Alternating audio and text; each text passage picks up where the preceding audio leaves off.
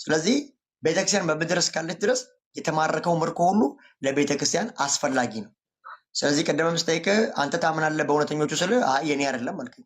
ስለ ሐሰተኛ ስለምትቃወም ሐሰት ካለ እውነት አለ ብለህ ስለምናምን እውነተኛ ነብይ አለ ማለት ነው። ወይ ድንገት ስላላየህ ነው የሚሆነው እስካሁን ድረስ ብዬ አልፈዋለሁ። እኔ ሐሰት ካለ እውነት ስለሚኖር፣ ጨለማ ካለ ብርሃን ስለሚኖር ልክ እንደዛና ምርኮ የተማረከው ለቤተክርስቲያን ነው። ጸጋው ለቤተክርስቲያን ሰጥቷታል።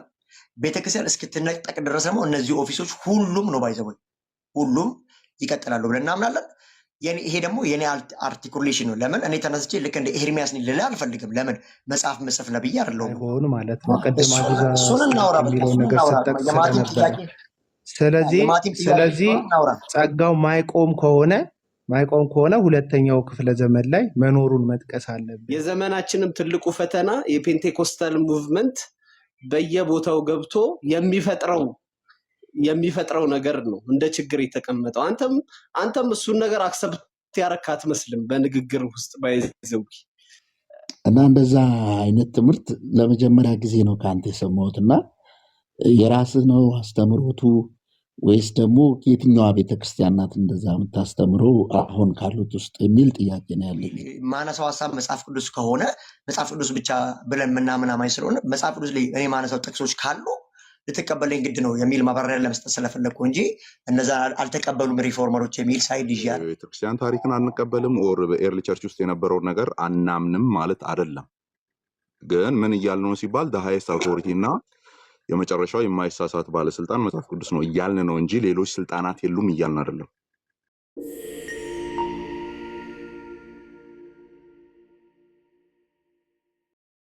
የቃሉ ነቢያቶች በማስተማርና በማጽናትም እንደሰሩ እዚህ ጋር እንዳረሱ በጣም አስፈላጊ ነው። አርቲኩሌት አድርጉት። ሶስተኛ ለቤተክርስቲያን መታነጽ በጸጋ ያው እንግዲህ ኦፊሱ ስላልቆም ሴንሴሽናሊስት ስላልሆንን እኛ ለመታነጽ የተሰጠ ፕሮፌቲካል ዳይሜንሽን አለ። አሁን ያለው ነብይነት ምንድነው ከተባለ ለቤተክርስቲያን ለአካሉ አንድ አካል ያለው ለዛ አካል ለመታነጽ የተሰጡ የነብይነት ጸጋ አለ። ነብይነትን አርቲኩሌት እንዳደረጉት ከመጀመሪያው ሆኖ መስፈሪያ ሲመጣ እግዚአብሔር ነብይ ሲጠራ ካለ ቃል አልጠራም። ከብሉይ ኪዳን ጀምሮ ይሄ ያለቀው 66ቱ መጽሐፍ በስልጣን ልክ ሐዋርያቶች በሰበኩበት በዛው ልክ የሚሰብኩ መሆን አለባቸው። ወደ ክሌም ስንመጣ ወደ መስፈርቱ ከተባለ ማለት ነው እኔን እዛ ውስጥ ነው ልታገኝ የምትችል። ስለዚህ የተሰበከውን የእግዚአብሔር ቃል በኃይልና በስልጣን ሳይቀንስ ሳይጨምር መስበክ ሊኖርበት ይችላል። ስለ እግዚአብሔር ጽድቅ፣ ስለ ቅድስና፣ ስለ ፍትህ ሊጮህ ይገባል። ከዛ ባለፈ የጸጋ ስጦታው ማለት ከመገለጥ ጋር ያው የግሪኩ ፕሮፌሚ ስለሚለው ነብይነት ፕሮፌሚ ማለት የወደፊቱ መናገር ስለሆነ የእግዚአብሔር አፍ ነው ሊናገር ይችላል። ጀስት ደግሞ አጭርም ይሁን ሩቅም ይሁን ሚድል ታይምም ይሁን ግን የተናገረው ንግግር የሚፈጸምለት በትንቢቱ የሚረጋገጥለት ነብይ መሆን አለበት። ቲቺንግ መንፈስ ይሰራበታል። እግዚአብሔር ሲናገረው ሊናገር ይችላል። በትንቢት ተፈጻሚነት ደግሞ አካል ሊለብስ ይችላል። እነዚህ አሁን አጋንንት ማውጣት ሂሊንጎች ምናምን ስታዩት ማርቆስ ምዕራፍ ለሁሉም ኢንክራይስት ለሆኑ ሰዎች የሰጠ ጸጋ ነው። አጋንንት ማውጣት በእኔ የሚያምኑ አጋንንትን ያውጣሉ፣ ምልክት ነው። በልሳን መናገር፣ በአዲስ ቋንቋ መናገር፣ እባብን እንኳን ይዛሉ። ይሄ ለሁሉም በጌታ ለሆኑት ሁሉ የሰጠ ስልጣን። ስለዚህ የእውቀት ቃል የሚላቸው አሉ፣ እነዚህ የእምነት የሚሰጣቸው አሉ፣ ታምራት የሚሰጣቸው አሉ። አጋንንት ዴሊቨር አንደኛ ቆሮንቶስ ምዕራፍ 12 ላይ ያ መሆን ግን ነብይ አያስብልም። ሲጀመር ሰው ዴሊቨረንስ ቢያደርግ በኃይል ነብይ አያስብለው። ታምራት ቢያደርግ የእውቀት ቃል ቢናገር ሴክሬት ነገር ቢነግር ነብይ አይሆንም። ያ ጸጋ እዛ ጋር ሲናገር አንደኛ ቆሮንቶስ ምዕራፍ 12 ላይ ለአንዱ ታምራት ማድረግ መናፍስት መለየት እያለ ይወርዳል። 9 ነው 10 ያወራል። መጀመሪያ ግን ሐዋርያት ነቢያት እያለ ይሄዳል። ስለዚህ የእውቀት ቃል የሚናገረውን ነብይ አታደርገው። አጋንንት የሚያወጣው ሁሉ ነብይ አይሆንም። በአዲስ ኪዳን ገብቷል።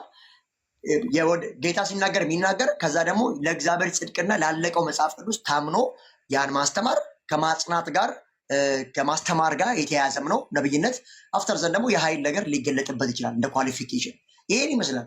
ስለዚህ አንተ ላላችሁኝ ጉዳይ እዚህ ጋር ፈልጉኝ ፔሬድ። ሌላው እውነተኛ እንዳለ ሁሉ ሐሰተኛ አለ።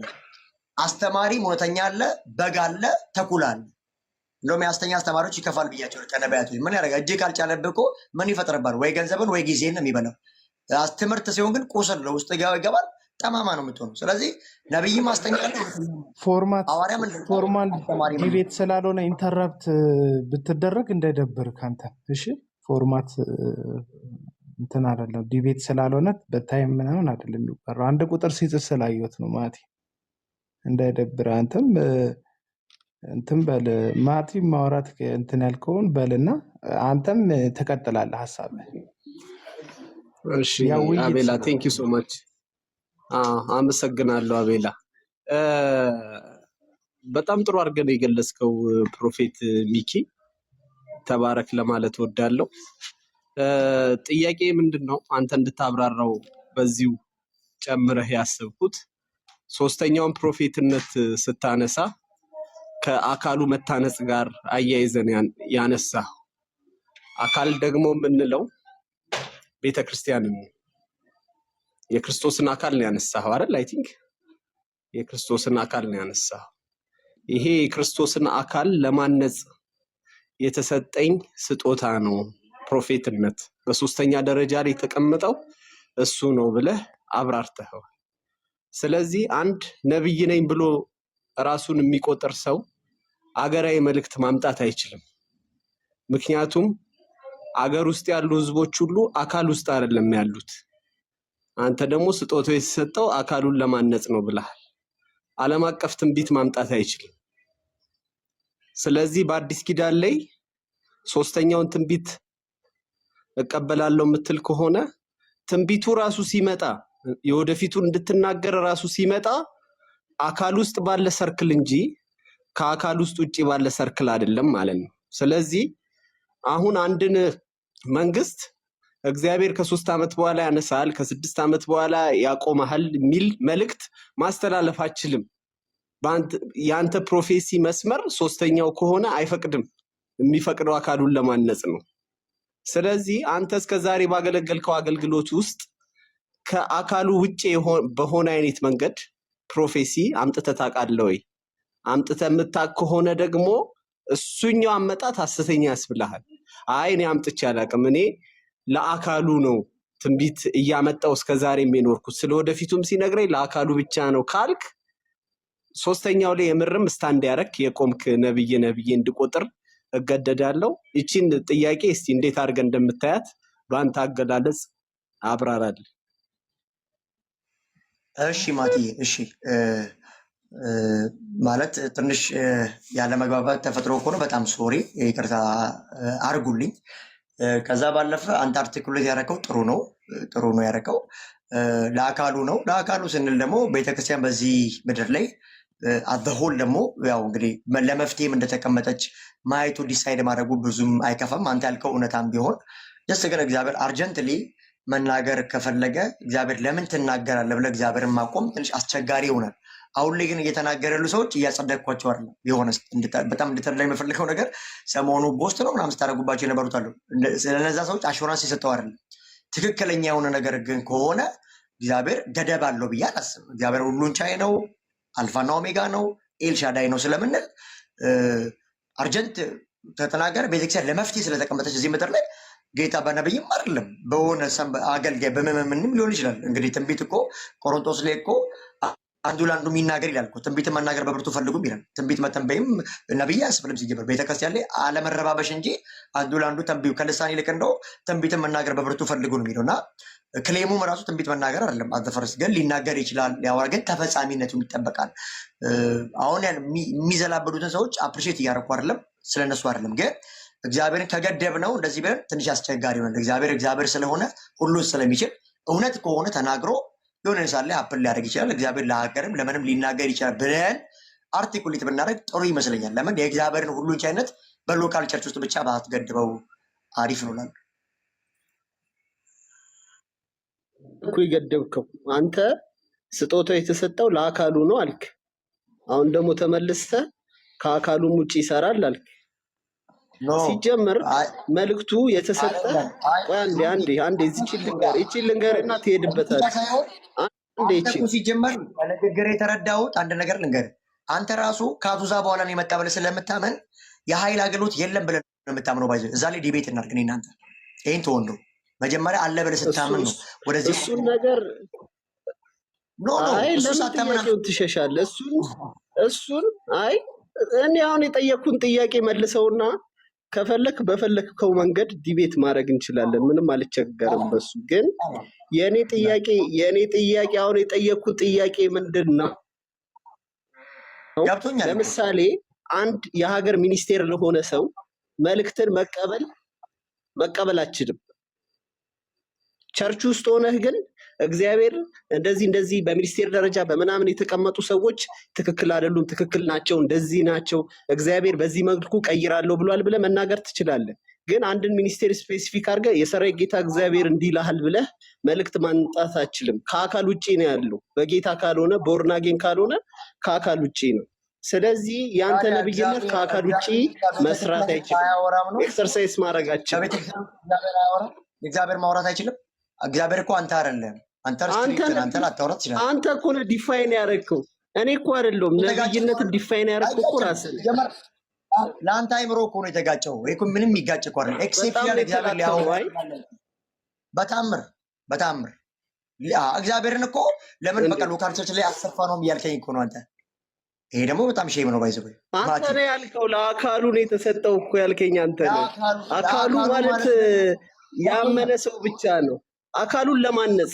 አሁን ለምሳሌ ስናስተምር እኛ ቴንኪው በቃ አግኝተኸኛል እኮ ብዙ ጭንቅ ያለው ነገር አይደለም። ግን አላገኘውም እኮ አይደለም ሀሳብህን። የአንተ እግዚአብሔር ግን ከሎካል ቸርች የማይወጣ ደግሞ ተደርጎ አርቲኩሌት አይደረግ ነው ልል የፈለግኩት። ገብቶሃል አይደለ? ለምን እኮ አንተ ማጣመም ነገሩ እንደፈለግ አልገባኝም። ጀስት ግን መጀመሪያ የለም ብለህ ችግር የለውም። እኔ ቤትኩት ቢሆን እኮ ዓለም አቀፍ ትንቢቶች፣ ዓለም አቀፍ ፕሮፌሲዎች፣ ዓለም አቀፍ ትንቢቶች ኮሮና ላይ ሊሆን ይችላል፣ ጦርነት ላይ ሊሆን ይችላል። አንድም ሰው ሲናገር ሰምተን አናውቅም። ምንም እንደዚህ አይነት መልእክቶች ይስታሉ። ሰዎች ይነሱና ዝም ብሎ ይስታሉ።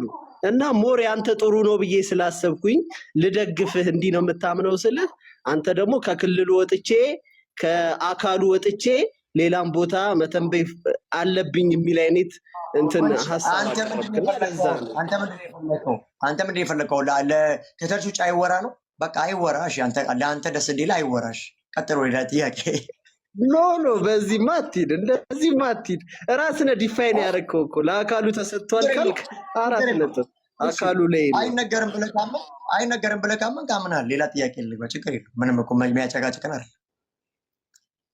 ስለዛ ግን እኔ ባይብሊካል በሐዋርያትና በነቢያት መሰረት ላይ ተመስርታችኋል የሚለው ስትጠቅስ ስለሰማው እነዚህ የመሰረት ሐዋርያት ያው የምናውቃቸው ናቸው። 12ቱ የበጉ ሐዋርያትና ደግሞ የአሕዛብ ሐዋርያ የሆነው ጳውሎስ ነው። በእነሱ በኩል የተላለፈው መልእክት ትምህርት ከጌታ ከክርስቶስ ኢየሱስና ከመንፈስ ቅዱስ የተቀበሉት ትምህርት እንደሆነ እንስማማበታለን። አይ ቲንክ አሁን ቤተክርስቲያን የምንለው ከነ ጳውሎስ በተላለፈልን የእግዚአብሔር ቃል ሐሳብ በመንፈስ ቅዱስ ምሪት በተጻፈው ቃል በኩል እንደሆነ መረዳት እንችላለን።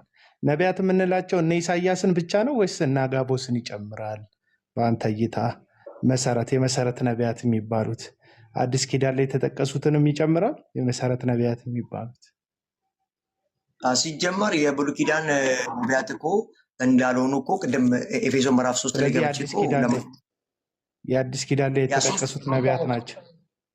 ያ 3 አይነት ነብይ ብዬ ነው አቡና የጀመርኩት። 3 አይነት ነብይ ነው። ስለዚህ የመሰረት ነቢያት ማለት የመሰረት ነቢያት አዲስ ኪዳን ላይ ስማቸው የምናገኛቸው ማለት ነው። እነዚህ ይሁዳና ሲላስም አሉ ነቢያት ናቸው የሚላቸው።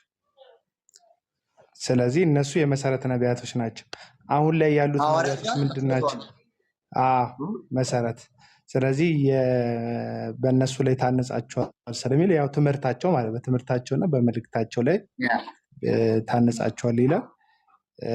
ስለዚህ አሁን ላይ ያለው ሶስተኛው ነቢያት ምን አይነት ነቢያቶች ናቸው? አሁን አንተ ነን የምትለው ነቢያት ያው አሁን እኮ ከማቲ ጋር ያወራውንበት ሀሳብ ነውና ለቤተክርስቲያን ለአካሉ መታነጽ ያው እንግዲህ በዚህ ዘመን ምዕራፍ 4 ላይ የተጠቀሰውን ነው ቆሮንቶስ ላይም አለ። ቆሮንቶስ ምዕራፍ 12 ላይ የሚናገረው ያንን ነው። ብዙ አካሎች አሉ ካለ በኋላ በደንብ ይዘረዘር። ከቁጥር ስንት መሰለ? ከቁጥር አይ ቲንክ ኤፌሶ አንደኛ ቆሮንቶስ ምዕራፍ 12 ከ12 ጀምሮ ማንበብ ይችላል። አንድ አካል አለ። የአካሉ ደግሞ ሁሉም ሰብጀክቲቭ ሆኖ ሲሰሩ እናያለን። ስለዚህ እዛ ጋር ለቆሮንቶስ ቤተክርስቲያን የተጠቀሱት የመሰረት ነቢያት አይደሉም? ወይም የመጀመሪያዎቹ ነቢያቶች አይደሉም? ቤተክርስቲያኗም የመጀመሪያ ቤተክርስቲያን ናት። ቆይ አንተ ቆይ አንድ ጥያቄ ልጠይቅህ። አሁን ነብይ አለ ብለህ ታምናለህ አታምንም? አጭር አማርኛ ለማወራችን ያው እንዲጠቅመም የእኔ እምነት ላይ የሚመሰረት አይደለም ይሄ ጉዳይ። ነው አይ ላውቅ የፈለግኩት ምንድነው ሐሰተኛን ትቃወማለህ። ኦኬ ግን ሐሰት ካለ እውነት አለ ማለት ነው። ይሄን ክሌም አድርገልኝ ነው ማለፍ የምንችለው። አሁን የእኔ እምነት ላይ አይደለም የሚመሰረተው ይሄ ጉዳይ። ይሄ ጉዳይ የሚመሰረተው የእግዚአብሔር ቃል ሐሳብ ላይ ነው። ስለዚህ አሁን አንተ የቆሮንቶስ ቤተክርስቲያንን ጠቅሰክ እነዚህ ደግሞ ቤተክርስቲያን ለአካሉ ማለትም ለቤተክርስቲያን ተሰጥተዋል ስትል የመጀመሪያው ክፍለ ዘመን ላይ በሐዋርያው ጳውሎስ የወንጌል አገልግሎት የተመሰረተችው የቆሮንቶስ ቤተክርስቲያን ላይ የተጠቀሱት እነዚሁ ነቢያት የመሰረት ነቢያት አይደሉም ብለህ ያመንክበት ምክንያት ስምምነት ምንድን ነው? ይህንን ትምህርትስ የመጀመሪያው ክፍለ ዘመን ላይ እስከ አራተኛው ክፍለ ዘመን የነበሩ የቤተክርስቲያን አባቶች በዚህ መንገድ ተርጉመውታል ወይ አይተውታል ወይ? ይህን አሁን አንተ የምትረዳውን ትርጉም ማለት ነው።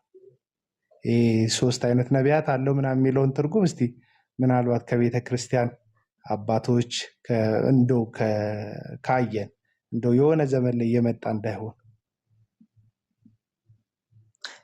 እሺ አቦዬ እኛ እንግዲህ የወንጌላውያን አማኞች ሶላ ስክሪፕቸራል መጽሐፍ ቅዱስ ብቻ ነው የምናምነው። አሁን ቸርች ፋዘር ስላልከው ጥሩ ሰርተዋል። ሁሉም ቸርች ፋዘርስ አትናቴዎስም ይሁን ኢራኔስ የወንጌል ኤቭሪቲንግ ጥሩ ሰርተዋል። የሆነ ሰው ፍርቅም ግን ሙሉ ለሙሉ አንቀበላቸውም። ቢሆንስ ሲጀመር እዚህ ኦፊስ ላይ አንዳንዶቹ ብዙም አላወሩም። ስለ ፓፕቲዞ ስለ ሳክራመንቶች ላይ ምናምን ነው ስለ አፖስቶሊክ ክሪዶች ላይ በደንብ የለፉት። ግን ወደዛ ብዙም ሄድም ብዙም ጊዜ የሚበላ ነገር ነው። ግን አባቶች የሆነ ነገር ስላሉ አባቶች ልክ ናቸው ወይ? በእጅ ላይ ያለው መጽሐፍ ቅዱስ ትርጉም አሁን 3 አይነት ነቢያት አለ የሚለውን ትርጉም ታዲያ ማን ነው የነገረ? መጽሐፍ ቅዱስ የት አለ? አንተ እኮ የከፋፈልከው እንጂ አንተ ነህ እኮ የከፋፈልከው እንጂ አንተ የፈለግከው 3 ነብይ ነህ ብሎ ቃል በቃል እንዲገኝልህ ነው። ኖ አይደለ፣ ቃል በቃል አላልኩም። ስለ ነቢያት የሚያወራውን አሁን አዲስ ኪዳን መጽሐፍ የተጻፈው ራሱ ሐዋርያው ጳውሎስ በነበረበት እነ ጴጥሮስ በነበሩበት ዘመን የተጻፈ መጽሐፍ ነው። ራሳቸው ሰዎቹ ነበሩ። ስለዚህ ስለ ስጦታው ሲያወራ ጳውሎስ ስለ መሰረት ነቢያት አላወራም የሚል ስለ ሌላ አይነት የነቢያት ስጦታ ነው ያወራው የሚል ትምህርት ማን ነው ሰርቶ የሰጠ? ይህን ትምህርት ባይብሉ ስለ ነብይ ነው እንጂ የሚያወራው ይሄ 2ኛ ነብይ ነው አይደለም፣ ይሄ 3ኛ ነብይ ነው አይደለም፣ ወይም 3 አይነት ነብይ ነው የሚል አይነት የተጻፈ ግልጽም ሐሳብ የለም። ስለዚህ ይሄንን የእግዚአብሔር ቃል ሐሳብ ቢያንስ መጀመሪያው ክፍለ ዘመን ላይ የነበሩ አባቶች ከነ ጳውሎስ የተቀበሉ ከነ ጴጥሮስ የተቀበሉ ይሄን እምነት ማለት ነው። ከማን እንደተቀበልከው ታውቃለህ ይላል አሁን ለጢሞቴዎስ ሐዋርያው ቅዱስ ጳውሎስ። ይህንን እምነት ከማን እንደተቀበልክ ታውቀዋለህ፣ ምክንያቱም አስተምሮታልና። ስለዚህ አሁን በመጽሐፍ ቅዱስ ብቻ ስንል ሁሉም ነገር በእግዚአብሔር ቃል ይመዘናል እያልን ነው እንጂ እንዲህ የተደራጀ 3 አይነት ነብይነት አለ የሚል ትምህርት ለመስራት ከየትኛው አባት ነው ይህን ትምህርት የተቀበልን? ወይም ከየትኛው የመጽሐፍ ቅዱስ ሐሳብ ስለ መሰረት አለማውራቱን ምንድን ነው ማሳያቅ? ኦኬ እሺ፣ የማወራቸው ሀሳቦች ሁሉ ቢብሊካል ግራውንድ ከሌላቸው ያንን መቃወም አንድ ነገር ነው። ከዛ ባለፈ እኔ ስለ ቸርች ፋዘር ስላወራ እንኳን ፕሮፌቲካል ምናምን እንደዚህ ኦፊሶች ላይ ይቅርና የትኛውም ክሌማቸው ሳክራመንትም የትኛውም ነገር ቢሆን እነዚህን የምቀበላቸው መጽሐፍ ቅዱስ አሁን እጄ ላይ ያለው መጽሐፍ ቅዱስ ሜዥር ባደረገ መልኩ ነው። አሁን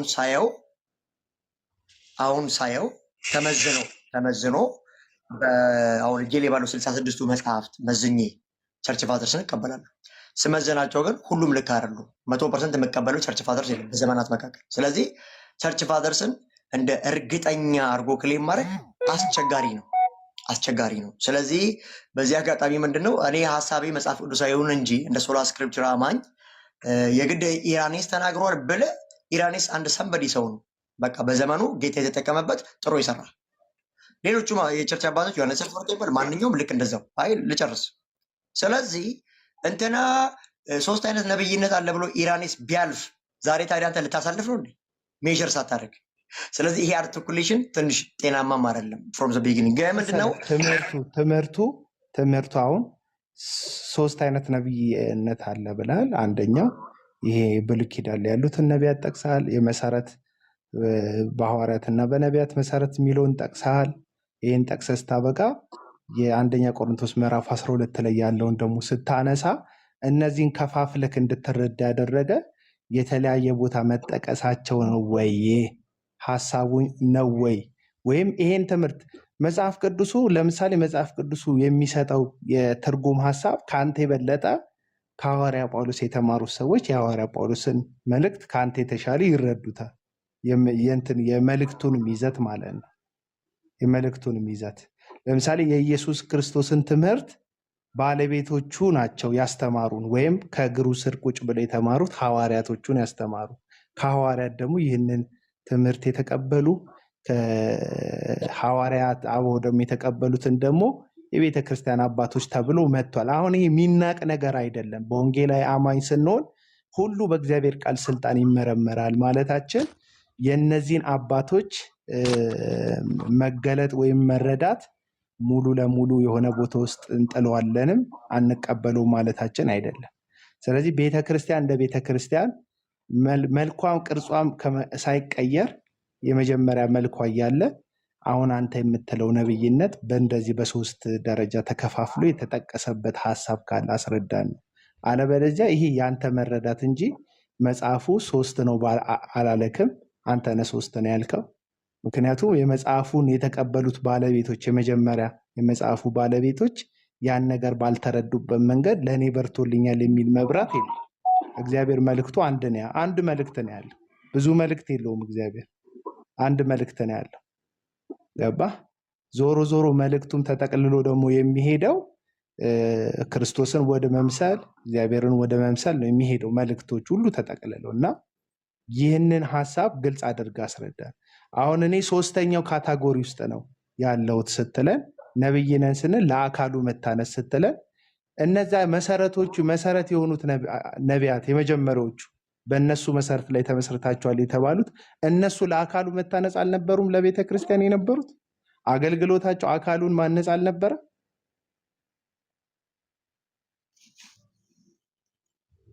ኦኬ ጨረስክ? ጨርሻለሁ። ግን እንትን አባቶችን ሁሉንም ዜሮ ባታስገባቸው ደስ ይለኛል ስትናገር። ምክንያቱም እምነታችን ወፍ ዘራሽ አይደለም፣ ከደመና ላይ ከሆነ ቦታ አይደለም ይወደቃልን። እኛ ክርስቶስ የመሰረተው ደግሞ መሰረቱም ደግሞ የቀጠለ አዲስ መሰረት እንዳንመሰርት እንድንጠነቀቅ ማለት ነው። ያ ሲጀመር አባቶችን ሙሉ በሙሉ ዲቦሽ አላደረጉም። በስትክክል አላዳመጥከኝም እንጂ ሙሉ በሙሉ አንቀበላቸውም ነው። ዛሬም ነገ የምናገረው ነገር እንትና አለና ሚኪያስ አይልም። ይሄ ነው በግልጽ ነገር ለመሰለ በሁሉ ነገር። አሁን ምንድነው ካቶሊክ፣ ኦርቶዶክስ፣ ፔንቴኮስታል፣ ፕሮቴስታንት የሚለየው በምንድን ነው? በመዳን ጉዳይ በብዙ ነገር አይደለ?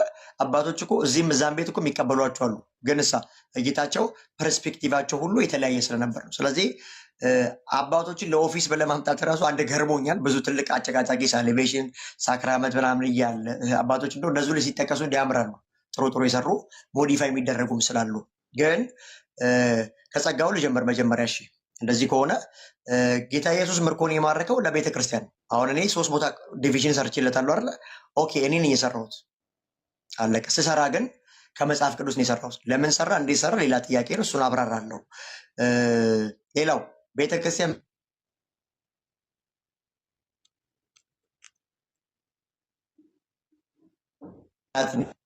ቆሮንቶስ ምዕራፍ 12 ከ17 ጀምሮ የሚያወራል። 14 ላይ ደግሞ ስለ ልሳን ማብራሪያ ይሰጣል። እሺ ቤተክርስቲያን ተነጥቃለች ወይ? ጸጋው ለቤተክርስቲያን ከተሰጠ ክርስቶስ ኢየሱስ ምርኮ ማርኮ ከሰጠ በቃ ቤተክርስቲያን በምድር ላይ እስካለች ድረስ አክቲቬት ያደርጋል ማለት ነው። ይህ አጭር አማርኛ ነው። ቆመ ሴንሴሽን አለው እንደዚህ የሚባል ታሪክ አይሰራም። ባይዘ የሰዎች ፐርስፔክቲቭ ሲጀመር። ስለዚህ ቤተክርስቲያን በምድር እስካለች ድረስ የተማረከው ምርኮ ሁሉ ለቤተክርስቲያን አስፈላጊ ነው። ስለዚህ ቀደም ስጠይቅ አንተ ታምናለህ በእውነተኞቹ ስል የኔ አይደለም አልከኝ። ስለ ሐሰተኛ ስለምትቃወም ሐሰት ካለ እውነት አለ ብለህ ስለምናምን እውነተኛ ነብይ አለ ማለት ነው። ወይ ድንገት ስላላየህ ነው የሚሆነው እስካሁን ድረስ ብዬ አልፈዋለሁ። እኔ ሐሰት ካለ እውነት ስለሚኖር፣ ጨለማ ካለ ብርሃን ስለሚኖር ልክ እንደዛና ምርኮ የተማረከው ለቤተ ክርስቲያን ነው። ጸጋው ለቤተ ክርስቲያን ሰጥቷታል። ቤተ ክርስቲያን እስክትነጠቅ ድረስ ደግሞ እነዚህ ኦፊሶች ሁሉም ነው ባይዘወይ ሁሉም ይቀጥላሉ ብለን እናምናለን። ይሄ ደግሞ የኔ አርቲኩሌሽን ነው። ለምን እኔ ተነስቼ ልክ እንደ ኤርሚያስ ልል አልፈልግም። ለምን መጽሐፍ መጽፍ ነብይ አይደለሁም። እኔ 67ኛ መጽሐፍ ደርስ ሰርቼ ማስገባ አይነት አይደለሁም። ስለዚህ ኤርሚያስን ከኔ የመለየቴ እንደው እንደ ስማርትነት ነበር ልታየው የሚገባው እንጂ ለምን ለያየው ብለህ እንደው ማለት አይጠበቅብም ነበር። ለምን እንደ ኤርሚያስ ካልኩማ እኮ 67ኛ መጽሐፍ ጌታ ምናምን እያልኩኝ ጽፌ ገድል ላመጣብህ ነው ማለት ነው። ያስቸጋሪ ለምንድን ነው የከፈልከው ካልከኝ ከዚህ አንግል ዘመናቸውም አገልግሎታቸውም ተደራሽም እንዳለ ብሉይ ኪዳን እስራኤል ስለሆነች አዲስ ኪዳን ላይ መሰረት ጣሉ ብዬ ያልኩ በሐዋርያትና በነቢያት መሰረት የተታነጻቸው ይላል። ጊዜውም ስለሚለያየ ነው። አሁን ያሉት 2000 ምናምን ላይ ነኝ። አዲስ ኪዳን ላይ ልክ በመጀመሪያው በወንጌል ሚሽን ላይ የነበሩ ነቢያቶች ናቸው። አንጾኪያ ላይም እኮ ሐዋርያት ስራ ምዕራፍ 13 ላይ ነቢያትም ነበሩ ይላል። ነቢያት ይሁዳና ሲላስ አጋቦስ ብቻም አይደለም ነቢያት ነበሩ ስለሚል ስለዚህ ማቲ እንዳይገባብኝ ልጨርስ ባይዘው።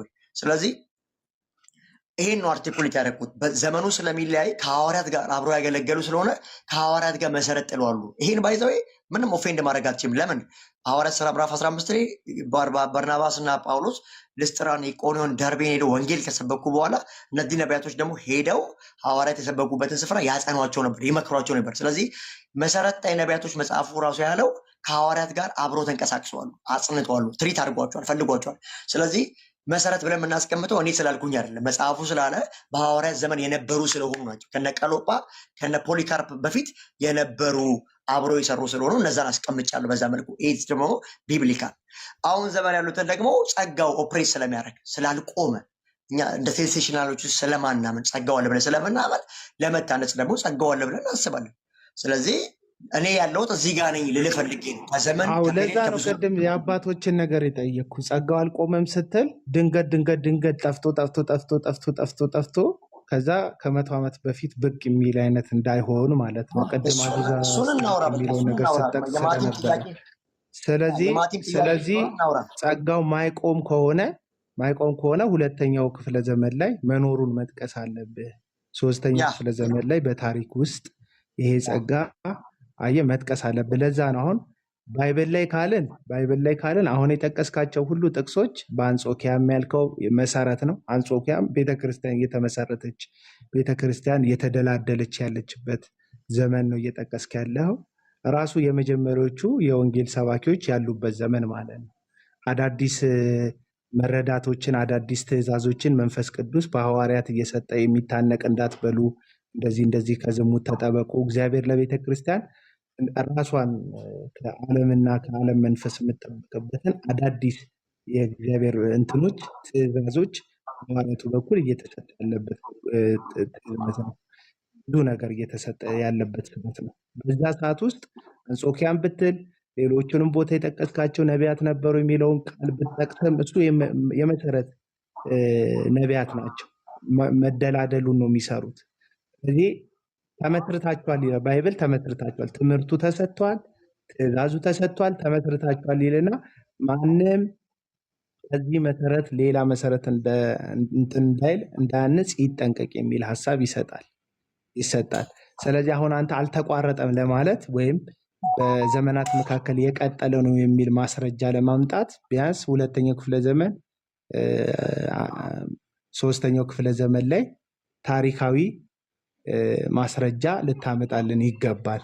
አለበለዚያ ዝም ብሎ ጠፍቶ ከዛ በኋላ ከ100 ዓመት በፊት ድንገት ብቅ የሚል አይነት ስጦታና ጸጋ ሊሆን አይችልም። ምክንያቱም ቤተክርስቲያን በዘመናት ውስጥ ቤተክርስቲያን ነበረች ብለን እናምናለን። ክርስቶስ ሙሽሪትን መጥቶ ስላልወሰዳት በዚህ 2000 ዘመን ፕሮቴስታንቲዝም ሲነሳ አይደለም ቤተክርስቲያን የነበረው፣ ታድሶ ነው የመጣው። ገባ? ወይም ደግሞ ከሆነ ዘመን በኋላ ደግሞ የአዙዛ ስትሪት ሪቫይቫል የሚባለው እንቅስቃሴም ሲመጣ አይደለም ቤተክርስቲያን ብቅ ያለችው። ነበረ፣ በዘመናት መካከል ቤተክርስቲያን ነበረች፣ አሁንም ትኖራለች ሙሽራው መጥቶ እስኪወስዳት ድረስ። ቢያንስ መሀል ላይ ቤተክርስቲያን እስካለች ድረስ ነው ያለው የሚል ክሌም ስለሰጠህን እሱን የሚያጸናልህ የታሪክ ማስረጃ ስጠን ነው እያልኩ ያለሁት። ኦኬ እሺ እንግዲህ ቅድም እንዳልከው እስከ 1900 ድረስ እስከ አዙዛ ድረስ የነበረ የተዘገበ ምናምን ነገሮች ሊኖሩ አይችሉም፣ የሉምም። ሲጀምር አልተያዙም እነዚህ አይነት ዶክመንቶች። እነዚህ አሁን ሴንሴሽናል የሚያስቡ ልሳን ቆመዋል፣ ትንቢት ቆመዋል ምናምን ብሎ የሚያስቡ ሰዎች ጀስት መረጃ አንጡ ነው። እንዴት ነው ለመንፈስ ቅዱስና ለእግዚአብሔር መረጃ አንጡ የሚባለው? ሲጀመር እግዚአብሔር እኮ አሁንም መስራት የሚችለው ለእነዚህ አይነት ሰዎች መልሶ ይሄ ነው። ባይዘወይ ይሄን እያመኑ ለዚህ ጉዳይ መረጃ ጠይቀው ከዛ እኛ አማኝ ነን በጌታ ነን ጸጋ አለ ብሎ ያስባሉና በጣም ነው የሚገርሙኝ። ስለዚህ የለም ነው የምልህ፣ የለም። ይሄ አርቲክል ተደርጎ የተጻፈ አንተ እኮ መረጃ የምትሰጥ ጎበዝ ተናጋሪ እኮ ነው። በነገር ላይ ሚኪ መረጃ ትሰጣለህ እኮ አንተ ታዲያ መረጃ ትሰጣለህ። አሁን አንተ በመረጃ እንደማያምን ሰው አትሁን። እዚህ ጋር የለኝም ካልክ የለህም ነው፣ የለኝም ካልክ የለህም ነው። እሺ ከሌለ የለህም ነው። ግን አንተ አሁን ለምሳሌ በጣም ድንቅ ድንቅ መረጃ እየሰጠን ነበር። እንደ አንድ የእግዚአብሔር ቃል ሕያው እስትንፋስ መለኮት እንደሆነ ብናምንም አንድ የታሪክ መረጃ ነው ብለን እናምናለን። ኤፌሶን ምዕራፍ 4ን ስጠቅስ አንደኛ ቆሮንቶስ 12ን ስጠቅስ በትክክል እኮ ይሄ መረጃ ነው፣ መጽሐፍ ቅዱስን እናንተም ስለምናምንበት ማለት ነው። እዚህ ጋር ግን መተህ አንተ የቤተ ክርስቲያንም አባቶችንም ትጠቅሳለህ። ባለፈው ውይይትም ላይ ስላየው ማለት ነው። እና ጥሩ መረጃ የምትሰጥ ሰው ነክ፣ ግን ይሄ የለም ነው፣ መረጃው የለም። በቃ አሁን መረጃ መቼ አገኘክ? 1900 አዙዛ ስትሪት የሚባለው እንቅስቃሴ ዊሊያም ሲሞር የሚባል አንድ ጥቁር ወንድማችን፣ ጥቁር አሜሪካዊ ወንድማችን በሱ በኩል የተጀመረ እንቅስቃሴ ውስጥ ይሄን ነገር አይተሃል። ይሄ ነገር መጥቷል። ከዛ እንዳየከው ሀገራችንንም ሞልቷታል፣ ዓለምንም ሞልቷታል። በጣም ብዙ እንቅስቃሴ፣ ብዙ ተቀባዮች ያሉት ነው። ስለዚህ ለዚህ እንቅስቃሴ እንዲመች ነብይነት በሶስት ይከፈላል የሚል አባቶች የማያውቁት ታሪክ የማያውቀው ትምህርት ተሰርቷል። በሶስት ይከፈላል። የመሰረት ነቢያት፣ የእንትን ነቢያት ተብሎ እሱን እንኳን ማጣቀሻ የሚሆን የቤተ ክርስቲያን አባቶች ወይም የታሪክ ማጣቀሻ የሚሆን ማስረጃ አላመጣክልንም ሚኪዬ። እና በጨበጣ አረግ ነው፣ በጨበጣው አረግ ነው። እሺ ወንድሞችም ስለመጡ ከኔ ጋር ብቻ እኔ የሀሳብ እንዲንሸራሸር ነበር ቅድም አንተ ጋር በወረም ደስ ይለኛል፣ ችግር የለውም።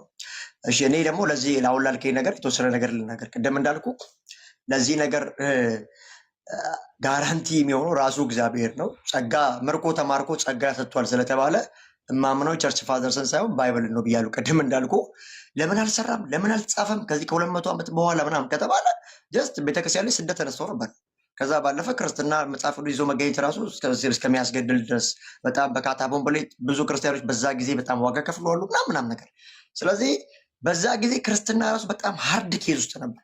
በዛ ጊዜ ለምን አባቶች መጥተው አልመዘገቡልንም? ትንቢት ሲነገር ሲፈጸም ቴስቲሞኒ የሆነ ነገር ብሎ ማለት ትንሽ አስቸጋሪ ነው እና እውነት ነው የለም። አንተ እንዳልከው ነው የተመዘገበ ነገር። አሁን ጎግል ብታረግ በዚህ ጊዜ እነዚህ ነገሮች ነበሩ ከተባለ አልነበረም።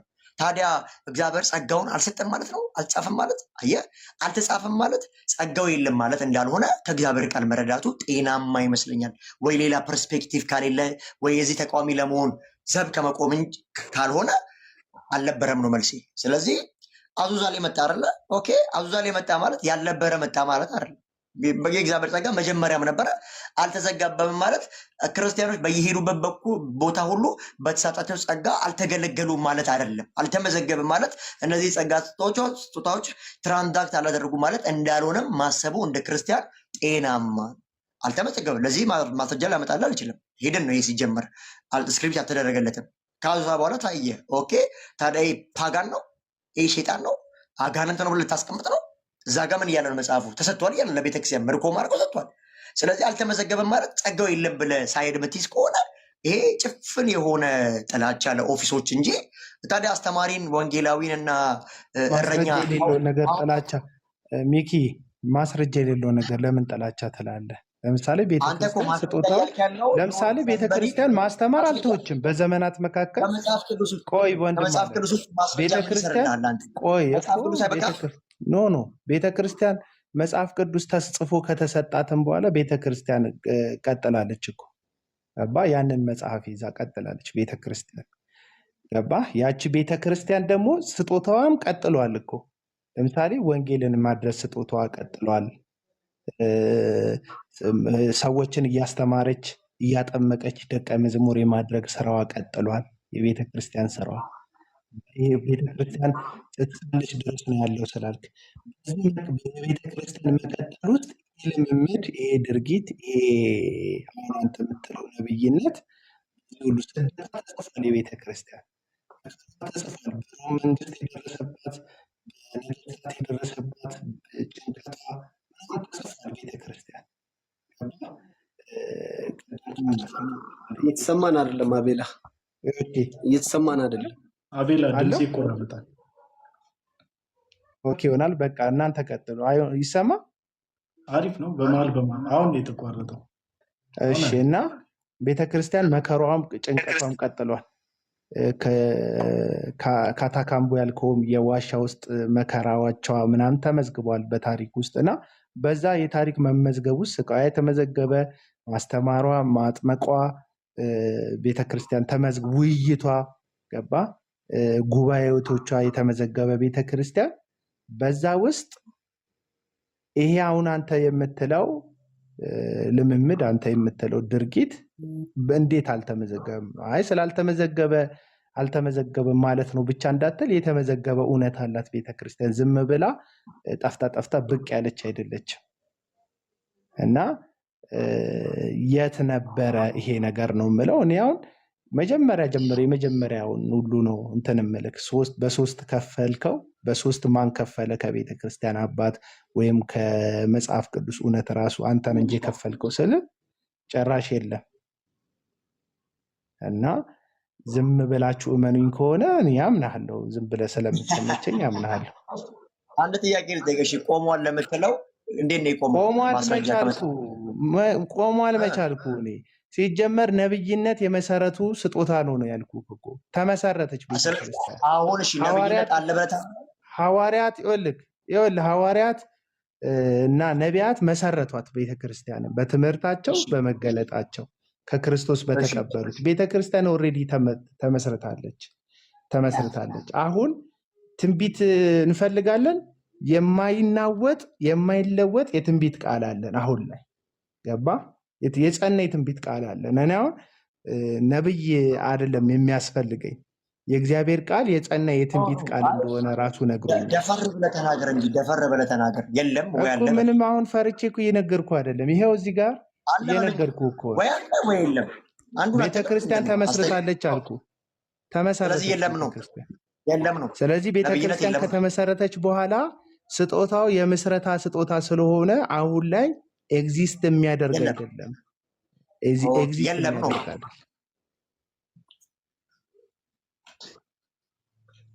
እሺ ማወቁ ጥሩ ነው። ተባረክልኝ። አሜን። አንተም ተባረክ።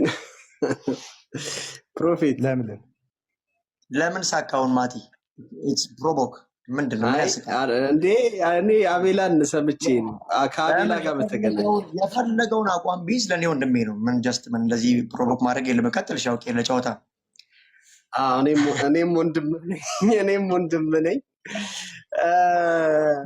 አይ አዙዛ ስትሪክት ላይ ገባ ብለህ ነበር። አዙዛ ስትሪክት ላይ መተህ ይሄ ጸጋ እዛ ቦታ ላይ መጥቶ ከተገለጠ አዙዛ ስትሪክት ታዲያ ምንድን ነው እንዴ? አዙዛ ስትሪክት ታዲያ ከአጋንንት ነው ወይ ምናምን የሚል ሀሳቦች አንስተህ ነበር። ብቻ እውነተኛ አይደለም ወይ የሚል ሀሳብ አንስተህ ነበር።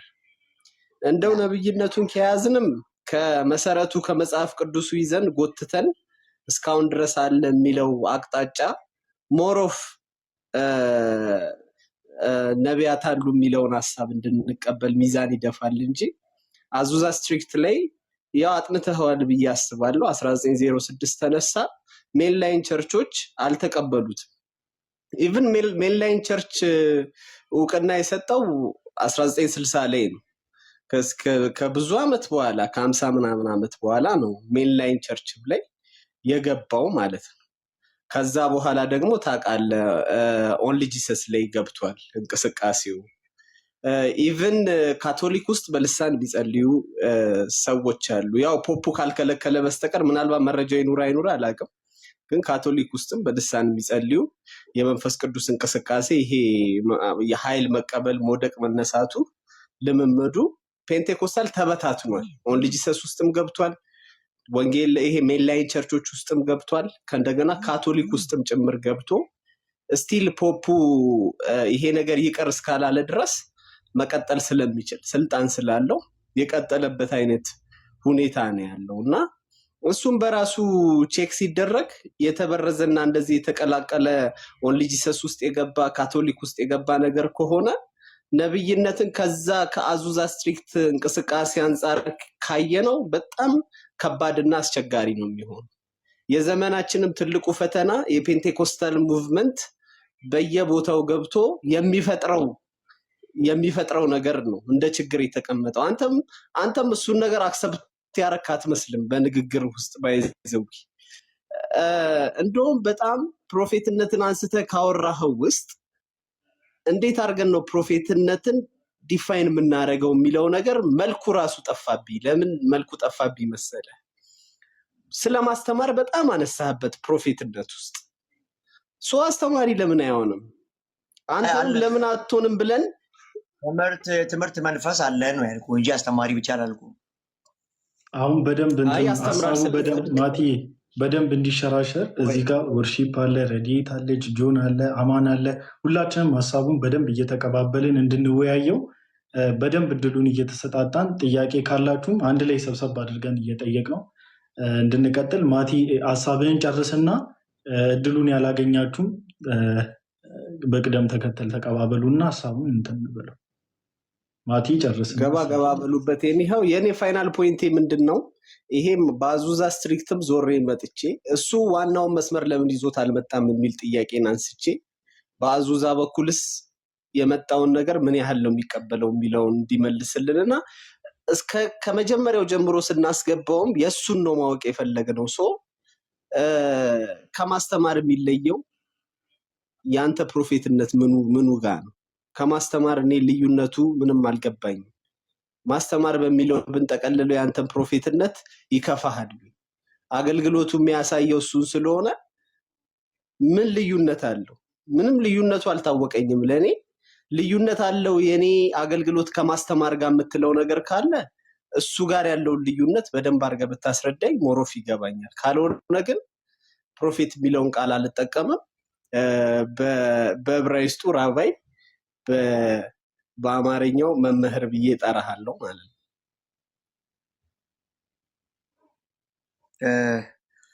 እሺ ማቲሻ፣ ያው እንግዲህ ይሄ ጥያቄ ያው ደጋግመን ነው እንትን ያለው።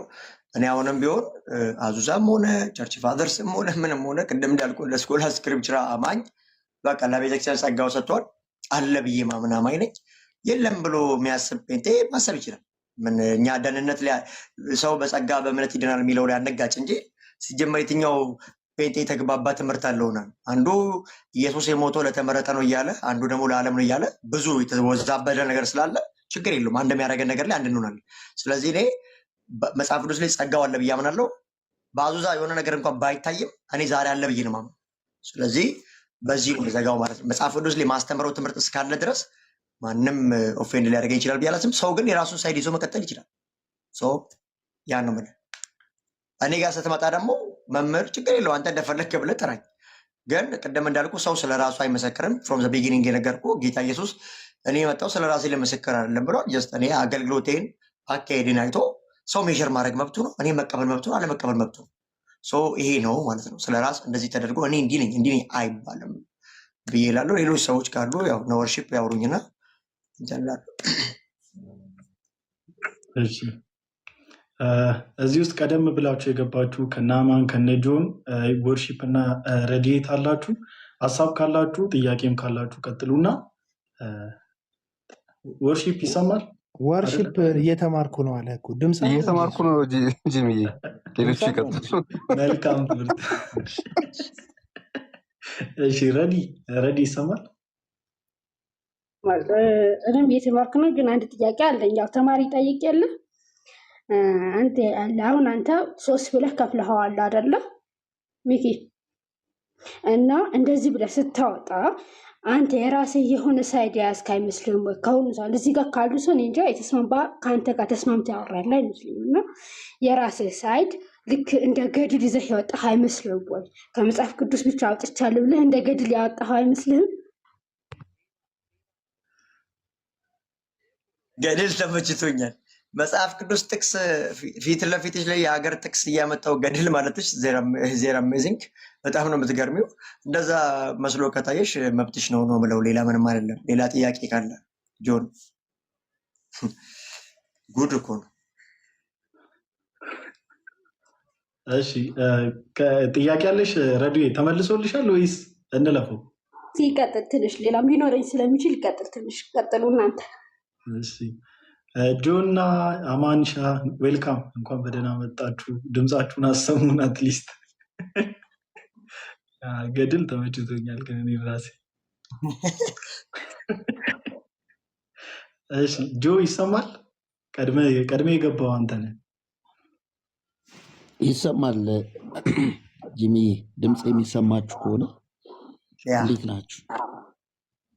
እግዚአብሔር ይመስገን ደህና ነን። ጆዬ ዌልካም። ዌልስቴ ያ ወንድማችን ሚኪ በሶስት ከፋፍሎ አሁን ባለፈው ሲናገር ሰምቼዋለሁ። ዛሬ እንኳን አሁን አካባቢ ነው የመጣሁት፣ እንደመጣሁ ነው የገባሁት እና እነዛ አከፋፈሎች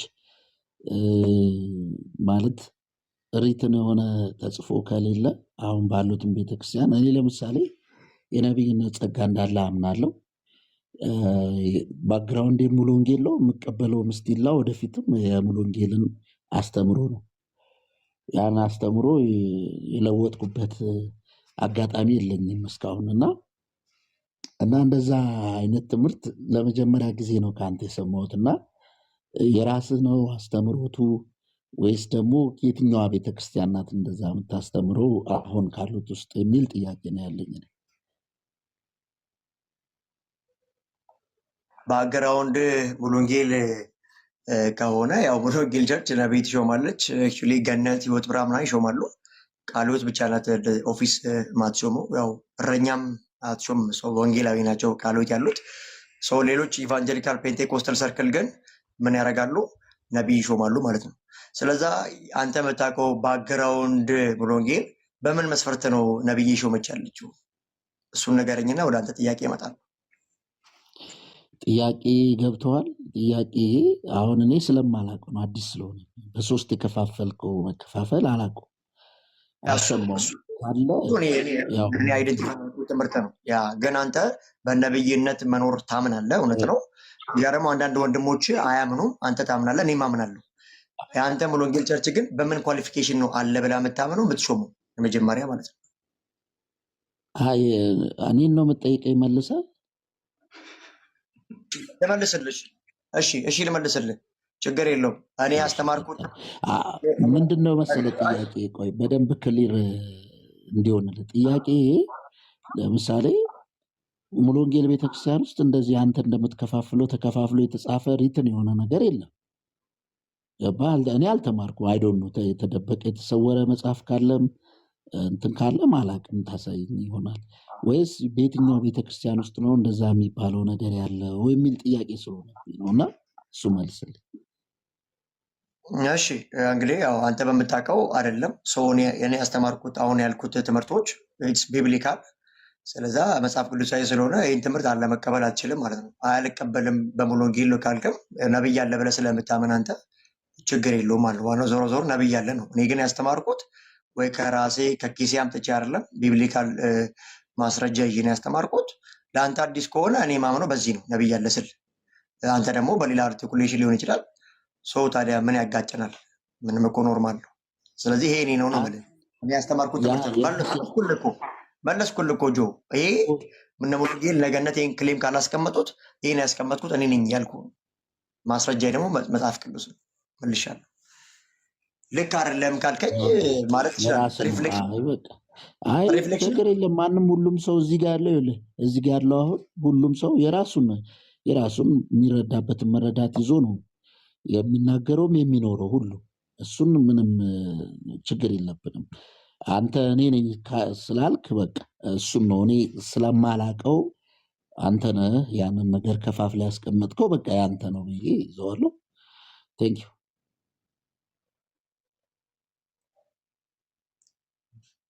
እሺ ጆዬ ቴንክ ዩ።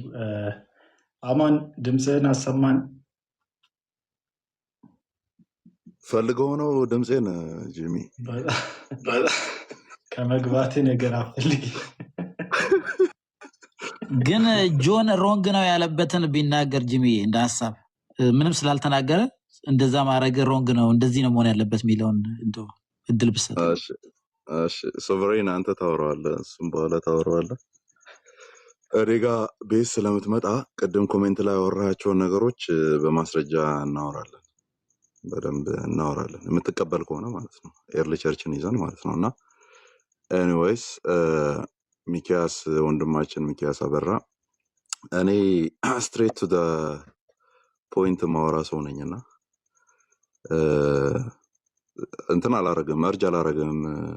የሆነ አምጣልኝ እዚህ ጋር የተቀመጠ ነገር ምናምን አልልህም። በአንተ እንትን አንደርስታንዲንግ ውስጥ አዎ አሉ እንደዚህ አይነት ነገሮች እንዳሉ አምናለሁ የሚለውን አይነት ኢንፎርሜሽን ብቻ ነው የምፈልገው። የመጀመሪያው ፖይንት የሚሆነው ማንን ነበረ የሶላ ስክሪፕቸር አማኝ ሆነ ምናምን ስትል ነበር እና ማይ ፈርስት ኩዌስችን ኢዝ ከሱ ጋር ልጀምር። ሶላ ስክሪፕቸራ ማለት ኤርሊ ቸርች አባቶችን አንቀበልም ማለት ነው በፕሮቴስታንት አንደርስታንዲንግ?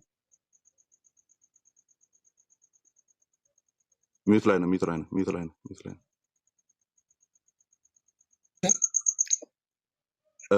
ሶላ ስክሪፕቸራ አማኝ ሆነ እንዴት ትጠይቀኛለህ ብለው ነበር እና ሶላ ስክሪፕቸራ ሲባል ሪፎርሜሽን ታይም፣ በተለይም የሪፎርሜሽን ታይም እዛ ጋር ስለሆነ የተነሳው የሶላዎቹ ጉዳይ ሪፎርመርስ ሶላ ስክሪፕቸራ ሲሉ ቶታሊ የቸርች አውቶሪቲን እና የኤርሊ ቸርችን አውቶሪቲ እና የተናገሯቸውን ንግግሮች ያስተማራቸውን ንግግሮች አንቀበልም። በቃ አንዱን መጽሐፍ የ66ቱን ጥራዝ ብቻ ነው እሱም ብቻ ነው የምንቀበለው ነው እያሉ የነበሩት።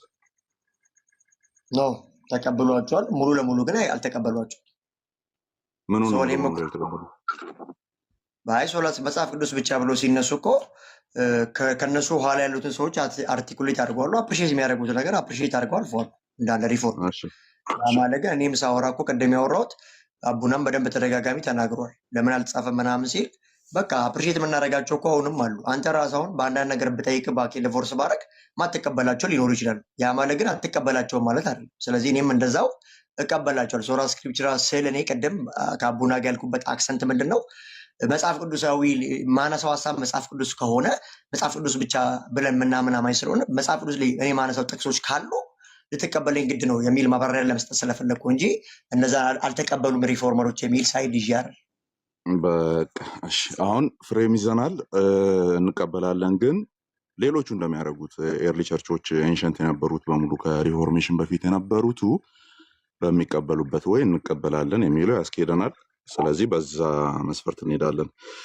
ኦኬ፣ ሁለተኛው የሚሆነው ምዕመናን እዚህ ጋር ሶላ ስክሪፕቸራ እናምናለን ሲባል የቤተክርስቲያን ታሪክን አንቀበልም ኦር በኤርሊ ቸርች ውስጥ የነበረውን ነገር አናምንም ማለት አይደለም። ግን ምን እያልን ነው ሲባል ሃይስት አውቶሪቲ እና የመጨረሻው የማይሳሳት ባለስልጣን መጽሐፍ ቅዱስ ነው እያልን ነው እንጂ ሌሎች ስልጣናት የሉም እያልን አይደለም። ኦኬ፣ ካውንስሎች ስልጣናዊ ናቸው። የቤተክርስቲያን እንደነ ኒቂያ የምንቀበላቸው 4ቱ ጉባኤያት አሉ አይደለ? እነሱ ስልጣናዊ ናቸው። እዛ ላይ የተቀመጡትን እንቀበላለን። አዘ ፕሮቴስታንት ሪፎርመሮቻችንም ቀጥታ ምንም ሳያወላግዱ ተቀብለውታል፣ እንቀበላለን። ግን እያልን ያለ ነው ያንን ስንቀበል ራሱ የተቀበልነው ለምንድን ነው የምንለው? መስመር በመስመር መጽሐፍ ቅዱስ ውስጥ የተቀመጠ ነገር ስላለበት ምንም የሚጋጭ ነገር ስላልሆነ የመጽሐፍ ቅዱሱን ስለሆነ ኢኮ ያደረጉት መልሰው ችግር የለብንም እያልን ያለ ነው። ዳስ ጉድ ኦኬ። ሁለተኛው ጥያቄ የሚሆነው ኢንፋክት አቤላ ጠይቆታል፣ ግን ሸብረክ አድርጌው ነው የምጠይቀህ እኔ። ተመሳሳይ ጥያቄ ይሆንና አንድ ስቴፕ ግን ሸብረክ ይላል ማለት ነው። 5 ኦፊሶች አሁን ቅድም አንተ ባብራራበት መልኩ ይኖራሉ፣ ቤተክርስቲያን እስካለች ድረስ አለች ምናምን የሚል ነገር ስትል ነበር እና ኤግዜጂቲካል የሆነው ነገር እናወራለን። አንተ መልሰህ ትጠይቀኛለህ። ባይዞ እኔ ብቻ አይደለሁም ጠያቂም ሆነው አንተም ትጠይቀኛለህ፣ ችግር የለውም። በት ማይ ኩዌስችን ኢዝ ከአፖስቶሊክ ኤራ በኋላ አፖስቶሊክ ኤራ ማለት የመጨረሻው አፖስትል ዮሐንስ ነው። እሱ ነው በህይወት መጨረሻ ላይ ያለፈው።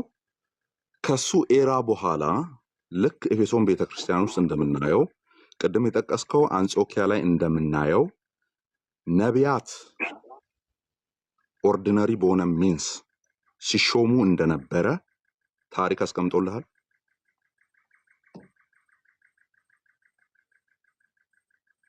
ታሪክ ዘግቦልሃል። ተቋርጧል ድምጽ። እሺ ልድገመው። የት ጋር እንደተቋረጠ አላውቅም፣ ግን ልድገመው። ይሰማል? አሁን ይሰማል።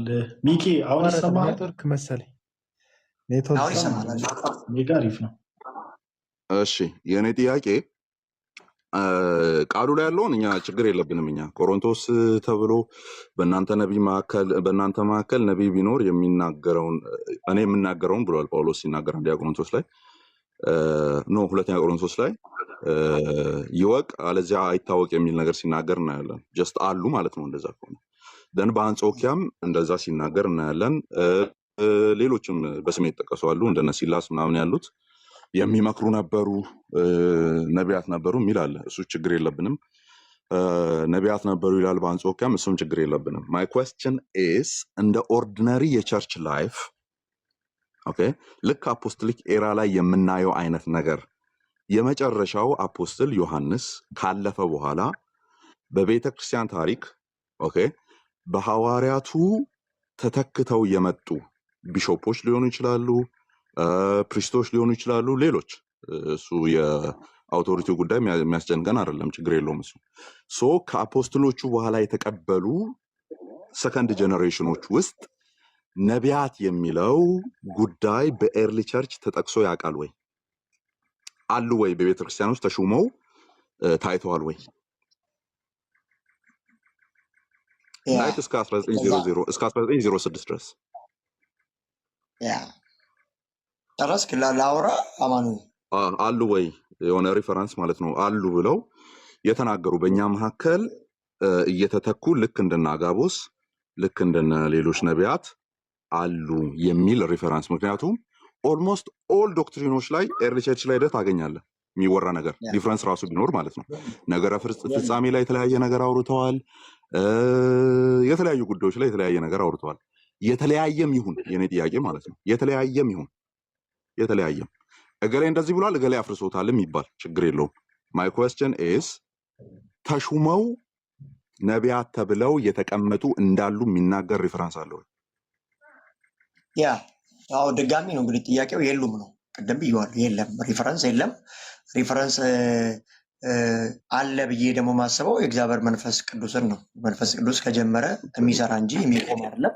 ስለዚህ አንተ የፈለከው ሪፈረንስ ምንድነው? ስክሪፕት ተደርጎልህ በዚህ ዘመን እንደዚህ ሆኗል የሚል እየጠበቅ ያለው። ስለዚህ እንደዚህ የለም፣ ኦፊሻሊ የለም ነው። ሌላ ጥያቄ ያለው ወደዛ እንለፍ። ይሄን ምንም ማድረግ ስለማንችል ስለሌለ ሲጀመር የጠየቀኝም ስለሌለ ነው። እንደዚህ እናድርገው። ታንኪዩ እንትኑ መልሱ ገብቶኛል። ልክ ነህ፣ ተረድቼዋለሁ። በቃ የለም ነው። የለም ሲባል ግን ግን አንድ እናወራለን። ግን አንተ ነቢይ እውነተኛ ነቢይና ሐሰተኛ ነቢይ አለ ብለህ ታምናለህ? እውነትና ውሸት አለ ብለህ ታምናለህ? ነው ሁሉም እውነተኛዎቹ መጽሐፍ ቅዱስ ውስጥ ያሉት ናቸው። እነሱ ናቸው ሪፈረንሶች። ከዛ ውጭ ያሉት በሙሉ ሐሰተኛ ናቸው። አሁን ዘመን እውነተኞች አገልጋዮች ነቢያቶች የሉም? የሉም። ኦኬ፣ ጸጋው ቆሟል ማለት ነው። ኖ ኦልሬዲ ተመስርተናል። ኤፌሶን ምዕራፍ 2 ቁጥር 20፣ ኤፌሶን ምዕራፍ 3 ቁጥር 4 ቨስል ኦፍ ኢንስፓይሬሽን ናቸው ተብሎ ተነግረዋል። እነሱ ናቸው የእውነተኛ መለኪያ። ከነሱ ጋር ተነጻጽሮ ነው የሚቀመጠው ሌላው ሲቀመጥ። ስለዚህ ከነሱ ጋር ስናነጻጽር አንዱንም መስፈርት አያሟሉም ከነሱ በኋላ የመጡት። ኦኬ እሺ። እና እዚህ ኤፌሶን አንተ ትጠይቀኛለህ፣ ባይዞ ቅድም ብያለሁ። አንተ ትጠይቀኛለህ፣ እኔ ጥያቄ ስላልኩ ሁለት ጥያቄ ብቻ አንዳንድ ጥያቄን ይላል። እኔ አንተ አንድ እያደረግን እንደዛ ነው። ባክ ኤንድ ፎርስ ኖ ችግር የለውም። ሙሉ በሙሉ ድጋሚ ትጠይቀኛለህ። ያዘው፣ ጽፈህ ያዘው። እየፈተንኩብህ ከሆነ ጽፈህ ያዝ። እኔ ሁለት ጥያቄ አለኝ። አንተ ትቀጥላለህ። ቁጭ ብዬ ማለት 10ም ጥያቄ ካለ እቀበላለሁ። ዶንት ቢ አፍሬድ። እንደዚህ አስቸገር እንደዚህ አይነት ነገር እኔ ጀመር ለመጠየቅ ነው የገባሁት። እኔ ኮንሰንትሬት ላድርግ። እሺ ያዘው። አሁን የአሁኑን ጥያቄ እንዳትረሳው ጽፍ ያዘውና ማለት ነው። ስለዚህ ተጽፎ አልተቀመጠም ሲባል የመጀመሪያውን ኦርደር ያረኩልህ ኤርሊ ቸርች ላይ ነበር ያልኩ። ኤርሊ ቸርች ስለ ምናልባት ሰከንድ እና ሰርድ ጀነሬሽን ነው ያልኩ። ያ ማለት በህይወት የነበሩ ሐዋርያት በነበሩበት ታይም፣ ከዛ በኋላ በህይወት የነበሩትን የሚያውቁ ሐዋርያና አበው በተነሱበት ሰዓት፣ ከዛ በኋላ ደግሞ በህይወት የነበሩትን ሐዋርያና አበው የሚያውቁ ሰከንድ ጀነሬሽን የቤተክርስቲያን አባቶች የተነሱበት የሚል ነው። ፕሪሳይዝ ነው። ስለዚህ እሱ ጋር የለም ነው። ሶ ማይ ኩዌስችን ኢዝ 500 ዓመት ላርግልህ፣ ከዛ በኋላ ያለው ማለት ነው 500 ዓመት ላርግልህና ላይክ የመጀመሪያዎቹ የቤተክርስቲያን አባቶች የሚባሉት እስከ ኦገስቲን ድረስ ነው በኢቫንጀሊካል ሰርክልኛ የምንለው፣ እስከ 4ኛው ክፍለ ዘመን መባቻ ድረስ ማለት ነው። ኦልሞስት 5ኛው ክፍለ ዘመን ማለት ነው። ስለዚህ 500 ላርግልህና ከ600 እስከ 1000 እስከ ሚድቫል ኤራ፣ ከ1000 እስከ 1500 እስከ ሪፎርሜሽን እና ከ1500 እስከ 2000 ድረስስ 3 ነው አሁን የጠቀስኩ። ከ600 እስከ 1000፣ ከ1000 እስከ 1500፣ ከ1500 እስከ 2000 ድረስስ በቤተ ክርስቲያን ውስጥ ኖርማቲቭ በሆነ ወይ ነቢያት ይሾሙ ነበር፣ ሐዋርያት ይሾሙ ነበር የሚል ሪፈረንስ አግኝተህ ታውቃለህ? ያ ነገርኩ እኮ አሁን ቢሆን እኔ ሪፈረንስ ብዬ የማመጣው መጽሐፍ ቅዱሴን እንጂ አንተ የምትጠብቀውን አንድ ሰንበዲ ጻፊ አይደለም። ስለዚህ የለም ነው እሺ ታንክ ዩ። አይ ተመልሶልኛል ብሮ። ሚኪ እንደዚህ ታደርግልኛለህ። ዱናት ኦኬ እንትን አታርግ፣ ይሄ አድ ሆምኔም አታርገው። እሺ ዩ አር ማይ ብራዘር አይ ላቭ ዩ ሶ ማች። አንተ እንደምትፈልገው አንተ እንደምታየው ምናምን አትበለኝ። በቃ ማለት ኦኬ እንደዚህ ነው የምንረዳው ምናምን ብለህ ሲምፕል ላንጉዌጆችን ከጠቀምክ በቂ ነው። አንዴ ላውራ። እሺ አንዴ ላውራ። አንተ ምን እየጠበቅ እንዳለ ታውቃለህ? ለእነዚህ ኦፊሶች መኖር የሆኑ ሰዎች ዘግበው ሲያስቀምጡልህ እንደሱ አይደለም እያልኩ ያለሁት እያልኩ ያለሁት ቤተክርስቲያን ህላዊዋን ካገኘችበት ጊዜ ጀምሮ እስካሁን እስካለንበት ድረስ ተቀጣጥሎ የመጣ እውነት ነው ያለው። ድንገት የበቀለ ነገር የለም፣ ተያይዞ ነው የመጣው። ስለዚህ በዛ ሰንሰለት ውስጥ አለ ወይ ነው እየጠየቁ ያለሁት እንጂ ድንገት የበቀለ እገሌ የሚባል ስኮላር ዘግቧል ወይስ እገሌ የሚባል ቤተክርስቲያን ውስጥ አለ ወይ አይደለም እያልኩ ያለሁት። ሰንሰለት ስለሆነ ኦኬ ከሐዋርያቶች የተቀበልነው ነገር ስለሆነ ያንን ኤርሊ ቸርች ተቀብሎታል ወይ? ኤርሊ ቸርች በኋላ ሰከንድ እና ሰርድ ጀነሬሽኖች ያውቁታል ወይ? ምክንያቱም ኖርማቲቭ የሆነ የሆሊ ስፒሪት ስራ ከሆነ የሆነ ስኮላር ሊያጸድቅልህ አይገባም፣ ግዴታ አይደለም። የሆነ ሂስቶሪያን ሊዘግብልህ አይገባም፣ ግዴታ አይደለም። ለምን? ናቹራሊ መኖር አለበት፣ አለቀ። ናቹራሊ ይቀጥላል ነው። ስለዚህ የኔ ደግሞ ናቹራሊ የቀጠለበት ለምን ሲባል የተቀሩት ሁሉም ዶክትሪኖች ላይ የተቀሩት ሁሉም አስተምሮቶች ላይ ሁሉም ሪፈራንስ አለ እጃችን ላይ። ያ ሁሉም ሪፈራንስ ስላለ ያንን ሰንሰለት ተከትለን ሄደን ይሄንን ነገር አሁን የምናየው ነገር ማግኘት እንችላለን ወይ ነው ጥያቄው እንጂ እገሌን ጥቀስልኝ ግዴታ አይደለም። ስኮላር አምጣልኝ ግዴታ አይደለም። ነገር ግን ቸርች ላይፍ የሚባል አለ። የቤተ ክርስቲያን ህይወት ውስጥ አለ ወይ ያ ነገር ነው። ሶ የቤተ ክርስቲያን ህይወት ውስጥ አለ ወይ የሚል ጥያቄ ስናነሳ ደን ሪፈራንሶችን ቼክ እናደርጋለን ወደኋላ። ሪፈራንሶችን ስታመጣ ግዴታ ፕሮቴስታንት ሪፈራንሶችን መጠቀም አይኖርብህም። ባይዞ አሉ ሌሎችም፣ ምክንያቱም ከኛ የቀደሙ ስላሉ የኛ አዘ ሪፎርሜሽን የተነሳ ስለሆነ ማለት ነው። ኦኬ ኤኒዌይስ እሱን እንዝጋውና አንድ ምን አለ ጠፋብኝ። እሺ ጂሚ አንተን ያስጠፋብኝ ፀጉርን እያከክ ማለት አንተን ያስጠፋብኝ አንድ ጥያቄ አለ። ያ እሺ ኤኒዌይስ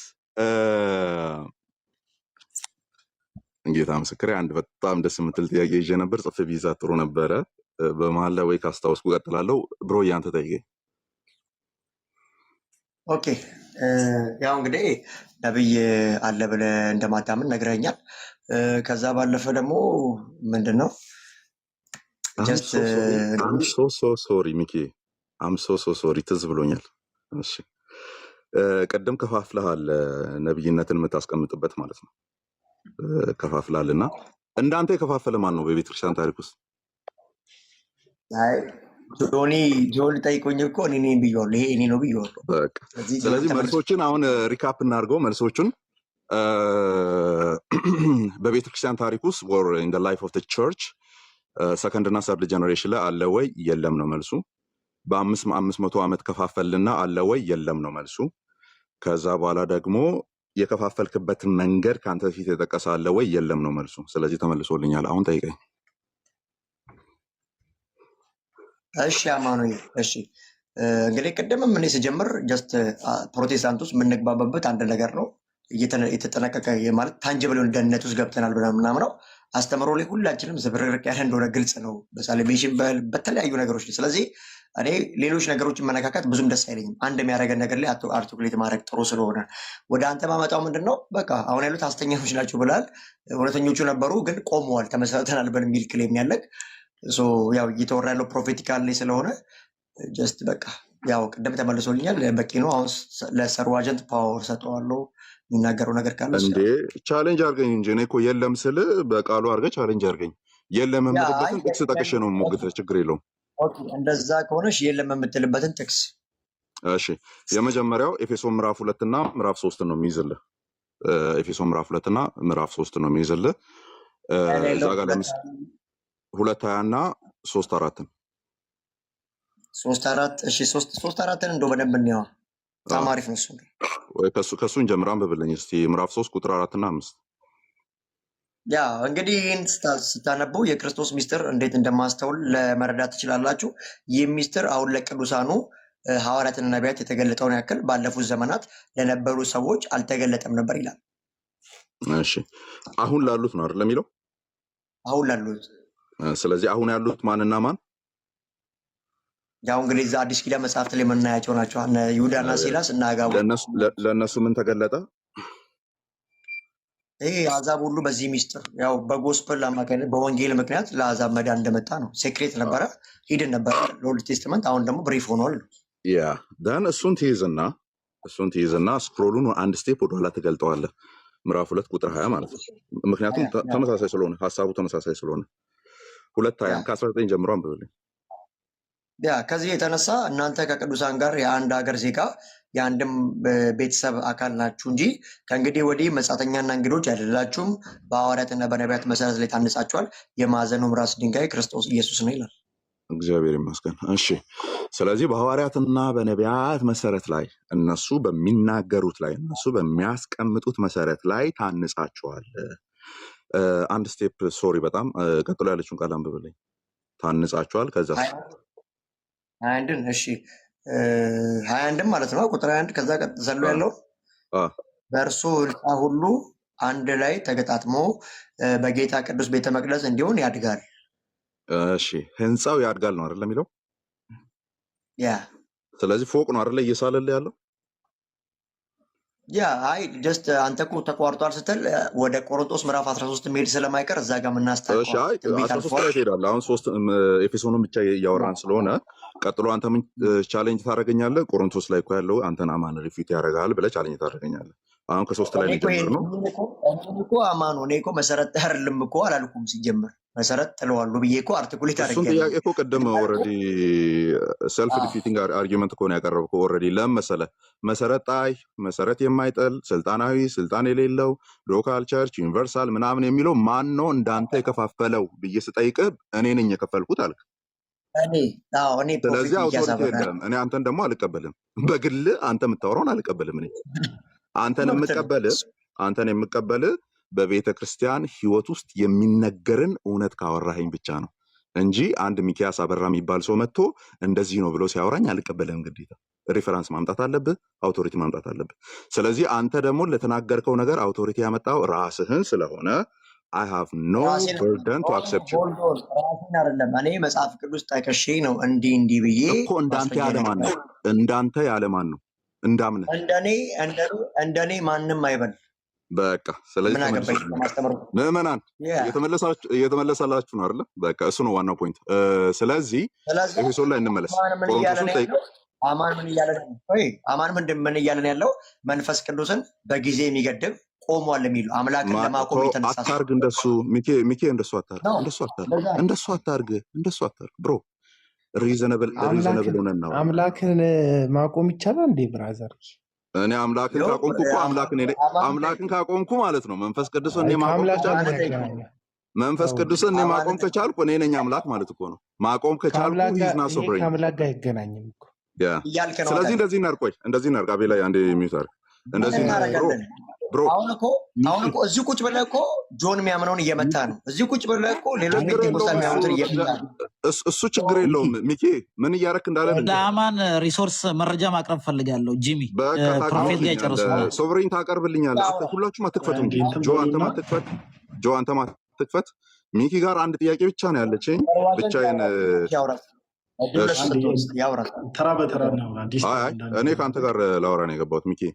እሺ እንደዚህ እናድርግ። ምዕመናን እያወራን ያለ ነው። እኔ ሚኪያስ አበራ ወንድማችን ሚኪያስ አበራ እያወራ ያለውን ነገር ስለሚያምን እንደዛም ስለሚረዳ አልዳነም ብዬ አላምንም። ኦኬ አልዳነም ብዬ አላምንም። ሂዝ ማይ ብራዘር ኢን ክራይስት። ስለ ድነት እኮ አይደለም ሲጀመር በቃ እሱን እኮ ነው። ስለዚህ እሱ ካልሆነ ድነት ከሆነ ተው፣ ይሄንን ጨርስና እንዴት ዳን የሚለው ካንተ ጋር ነው። እንደሱ ከሆነ እኔ እኮ ፍሬም ልሰራ እኮ ነው ሚኪ። ስለዚህ ትልቁ ነገራችን ወደ ሳሊቬሽን እናውራ ካንተ ጋር። እሺ እናውራለን፣ ችግር የለውም። ስለዚህ ከድነታችን የሚበልጥብን ነገር ከሌለ ቀጥሎ ያለው ነገር ሁሉ ሰከንደሪ ነው አይደል? ሰከንደሪ ኢሹ ላይ ደግሞ እያወራን ከሆነ እንትን ወደ ጎን አታውራ፣ አዶሚኒየምም አታውራ፣ የእገሌን እየመታ ነው ማትበል፣ እንትናን አፈረስኮ ማትበል። ሪዘነብል የሆነ ነገር ሎጂካል የሆነ ነገር ብቻ አውራ ስታወራ ማለት ነው።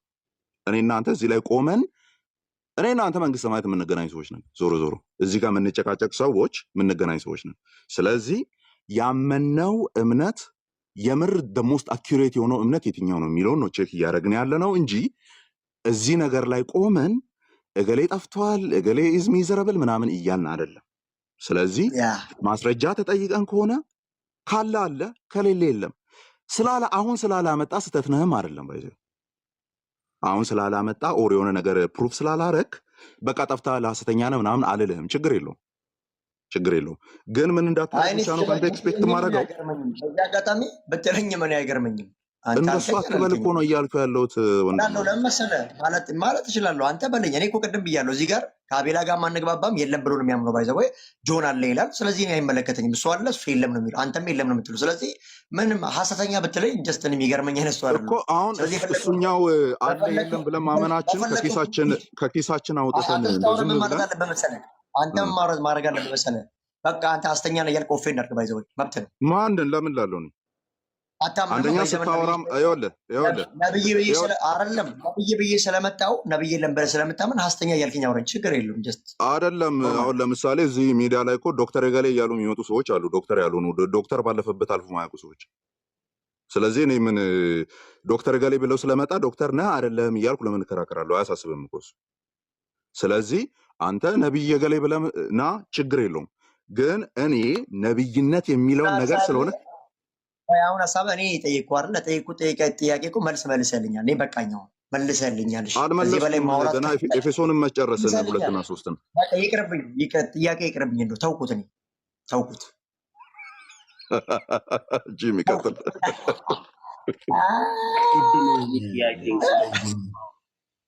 ለምን የተናደድከው ሚኪ? ሙሌ ቆያን በፒስ ያወራችሁ ቆይታችሁ መሀል ላይ ተናደድክ? ሙሌ ይሰማል። ግን እንደዚህ ይቻላል እንዴ? ግን እኔ የሚል ነገር ይቻላል? ጆይ ልታወራ ፈልገህ ነው? እድል ስጠኛ ነው ማለት ፖላይትሊ በፍቅር ወንድማማቾች እያወራ እየታወቀ ማለት እንደ ቤተክርስቲያን እኮ እንደ ቤተክርስቲያን እንደ አማንም ሆነ አቤላ ቡናም እንዳለው የሚያምኑ ቤተክርስቲያናት አሉ። ደግሞ ነብይ አለ ብለው የሚያምኑ ቤተክርስቲያናት አሉ። አንዱ በአንዱ ኦፌንድ ግን አይሆንም። እዚህ ጋር መተን ኦፌንድ መሆን የለብን።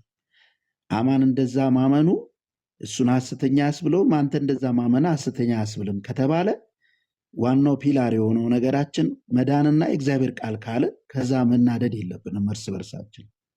ይህንን አስቡ፣ ይህንን እንትን በሉ። ለምሳሌ እኔ እንደውም ቅድም አማን ሲጠይቅ የነበረ ጥያቄ አማንንም እንደገና ቤተክርስቲያንም አንዳንድ ሰዎችም ጠይቅ ያለው ጥያቄ የሚፈጥርብኝ ነገር ለምሳሌ የነብይነት ጸጋ አለ ብዬ 100% አምናለሁ መጽሐፍ ቅዱስ ላይ ስላለ ማለት ነው። ቆሟል አቋርጧል ብዬ አላምንም። ይሄ የእምነቴ ነው። አማን ደግሞ አይ በቃ ብሎ ሊያምን ይችላል። ስላመነ አናደኝም። የኔንም እምነት እሱን አያናደው። ግን ጥያቄ ፈርስት ሴንቸሪ ላይ ነቢያት ይሾሙ ነበረ? ሐዋርያቶቹን ኢየሱስ ሾሟቸዋል። ኦፍኮርስ ሽማግሌዎችን መሪዎችን ይሾሙ ነበር እንጂ እስኪ ሲላስንም ይሁዳንም አጋቦስንም ነቢይ ብለው የሾሙበት ማስረጃ ይኖራቸዋል? ያ ራሱ ቤተክርስቲያን ስትሾም አሁን ላይ ያለችው ቤተክርስቲያን ነቢይ የምትሾመው ራሷ ነች የምትሾመው ለዛ ነገር እውቀት የምትሰጠው እንጂ ከዛ ከመዘዝ ነው ከመጽሐፍ ቅዱስ ራሱ የነቢያት ሹመት አልነበረም። መጀመሪያም ነበሩ ነቢያት እንጂ እንደገና ነቢይ የሆነ የሚመስለው ቢኖር ማንም ሰው እንዲና እንዲህ ብሎ መጽሐፍ ቅዱስ ላይ ይጽፍልናል እንጂ ሹመቱ አልነበረም። ይሄ ለእኔ ጥያቄ ስለሆነ አማን ምናልባት ካወቅ ንገረኝ። ሹመቱ ነበረ? ፈርስት ሴንቸሪ ላይ ነቢያት ይሾሙ ነበር? አማን ወፍ የለም። ከፈርስት ሴንቸሪ በኋላ እስከ 1906 ድረስ ወፍ የለም። ማንም ተሾሞ አያውቅም ነቢይ ተብሎ። ከዛ በኋላ ነው የመጣው። አይደለም ፈርስት ሴንቸሪ ራሱ ሐዋርያቶች ነቢያት ሾመዋል? ከሽማግሌዎች ከዲያቆናት ውጭ ሾመዋል? ነቢያት አሉ የሚለው አለ፣ ግን በአፖስቶሎቹ ነው ቀጥታ የተሾሙት ምናምን የሚል ሪፈራንስ የለውም። ባይብል ላይ ያለውን አሁን መጋቢስ የሚለውን ሶቨሪን ወይ ቀጥታ ከአንተ ጋር ልቀጥል መሰለኝ። መሀል ላይ በጣም እንትን ሆናል። ሶቨሪን አትግባ መሀል ላይ። ለእኔ ጥያቄ የሆነው አማንዬ ምን መሰለ የለ ቸርች የምጠይቀው ሰው ነው። ሹመት የሚለው ነገር ጥያቄ ይፈጥራል። ሳነብ መጽሐፍ ቅዱስ ላይ ሐዋርያቶችም አልሾሙ በታሪክ ውስጥ ማንበበንም አናገኝም። ነቢያቶችን ሲሾሙ ሳይሆን እንዳሉና አብረዋቸው ወንጌል እንደሚሰብኩ እንደሚያስተምሩ እንደሚያገለግሉና ደግሞ ሰው ማንም ነቢይ የሆነ ቢመስለው የትንቢት መንፈስ አንዱ ሲገለጥ አንዱ ጸጥ ይበል የሚሉት አሉ። ጸጋው እንዳለ ይነግርሃል እንጂ ሹመት አልነበረም። በሐዋርያት መካከልም ሽማግሌዎችን ከመሾም ውጭ ዲያቆናትን ከመሾም ውጭ ትእዛዝ ራሱ ሲሰጥ አታይም። ለምሳሌ ጢሞቴዎስን ሹም ሲለው ሽማግሌዎችን እንዲሾም ዲያቆናት እንዲሾሙ ይነግራቸዋል ጳውሎስ። ሹመት እንዴት ማን ለምን አንድም ቦታ ላይ ነቢያቶችን ግን ሐዋርያቶችም አልሾሙም።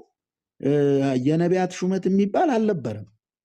ይሄም አሁን ላይ ያለ የቤተክርስቲያን አሰራር ነው እንጂ ፈርስት ሴንቸሪም የለም፣ ሰከንድ ሴንቸሪ ሳይሆን ፈርስት ላይም የለም።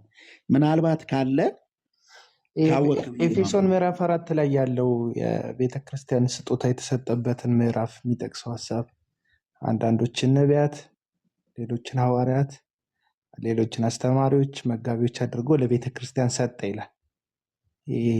እግዚአብሔር ነው ለቤተክርስቲያን ሰዎቹን አድርጎ የሚሰጣቸው። ቤተክርስቲያን በዚህ መካከል ላይ እነዚህ ሰዎች ከእግዚአብሔር ይህን ሆነው ተቀብያለሁ ብላ አፕሩቭ የምታደርግበት የራሷ መንገድ ሊኖር የሚችልበት ሁኔታ ሊኖር ይችላል ብዬ አምናለሁ። የእኔን እምነት ነው የምላችሁ እንጂ ቤተክርስቲያን እዛ ጋ ያለው ላይ ማለት ነው አቤላ፣ እዛ ጋ ያለው ላይ እኛ አርጊው የምናደርገው እንዴት ነው?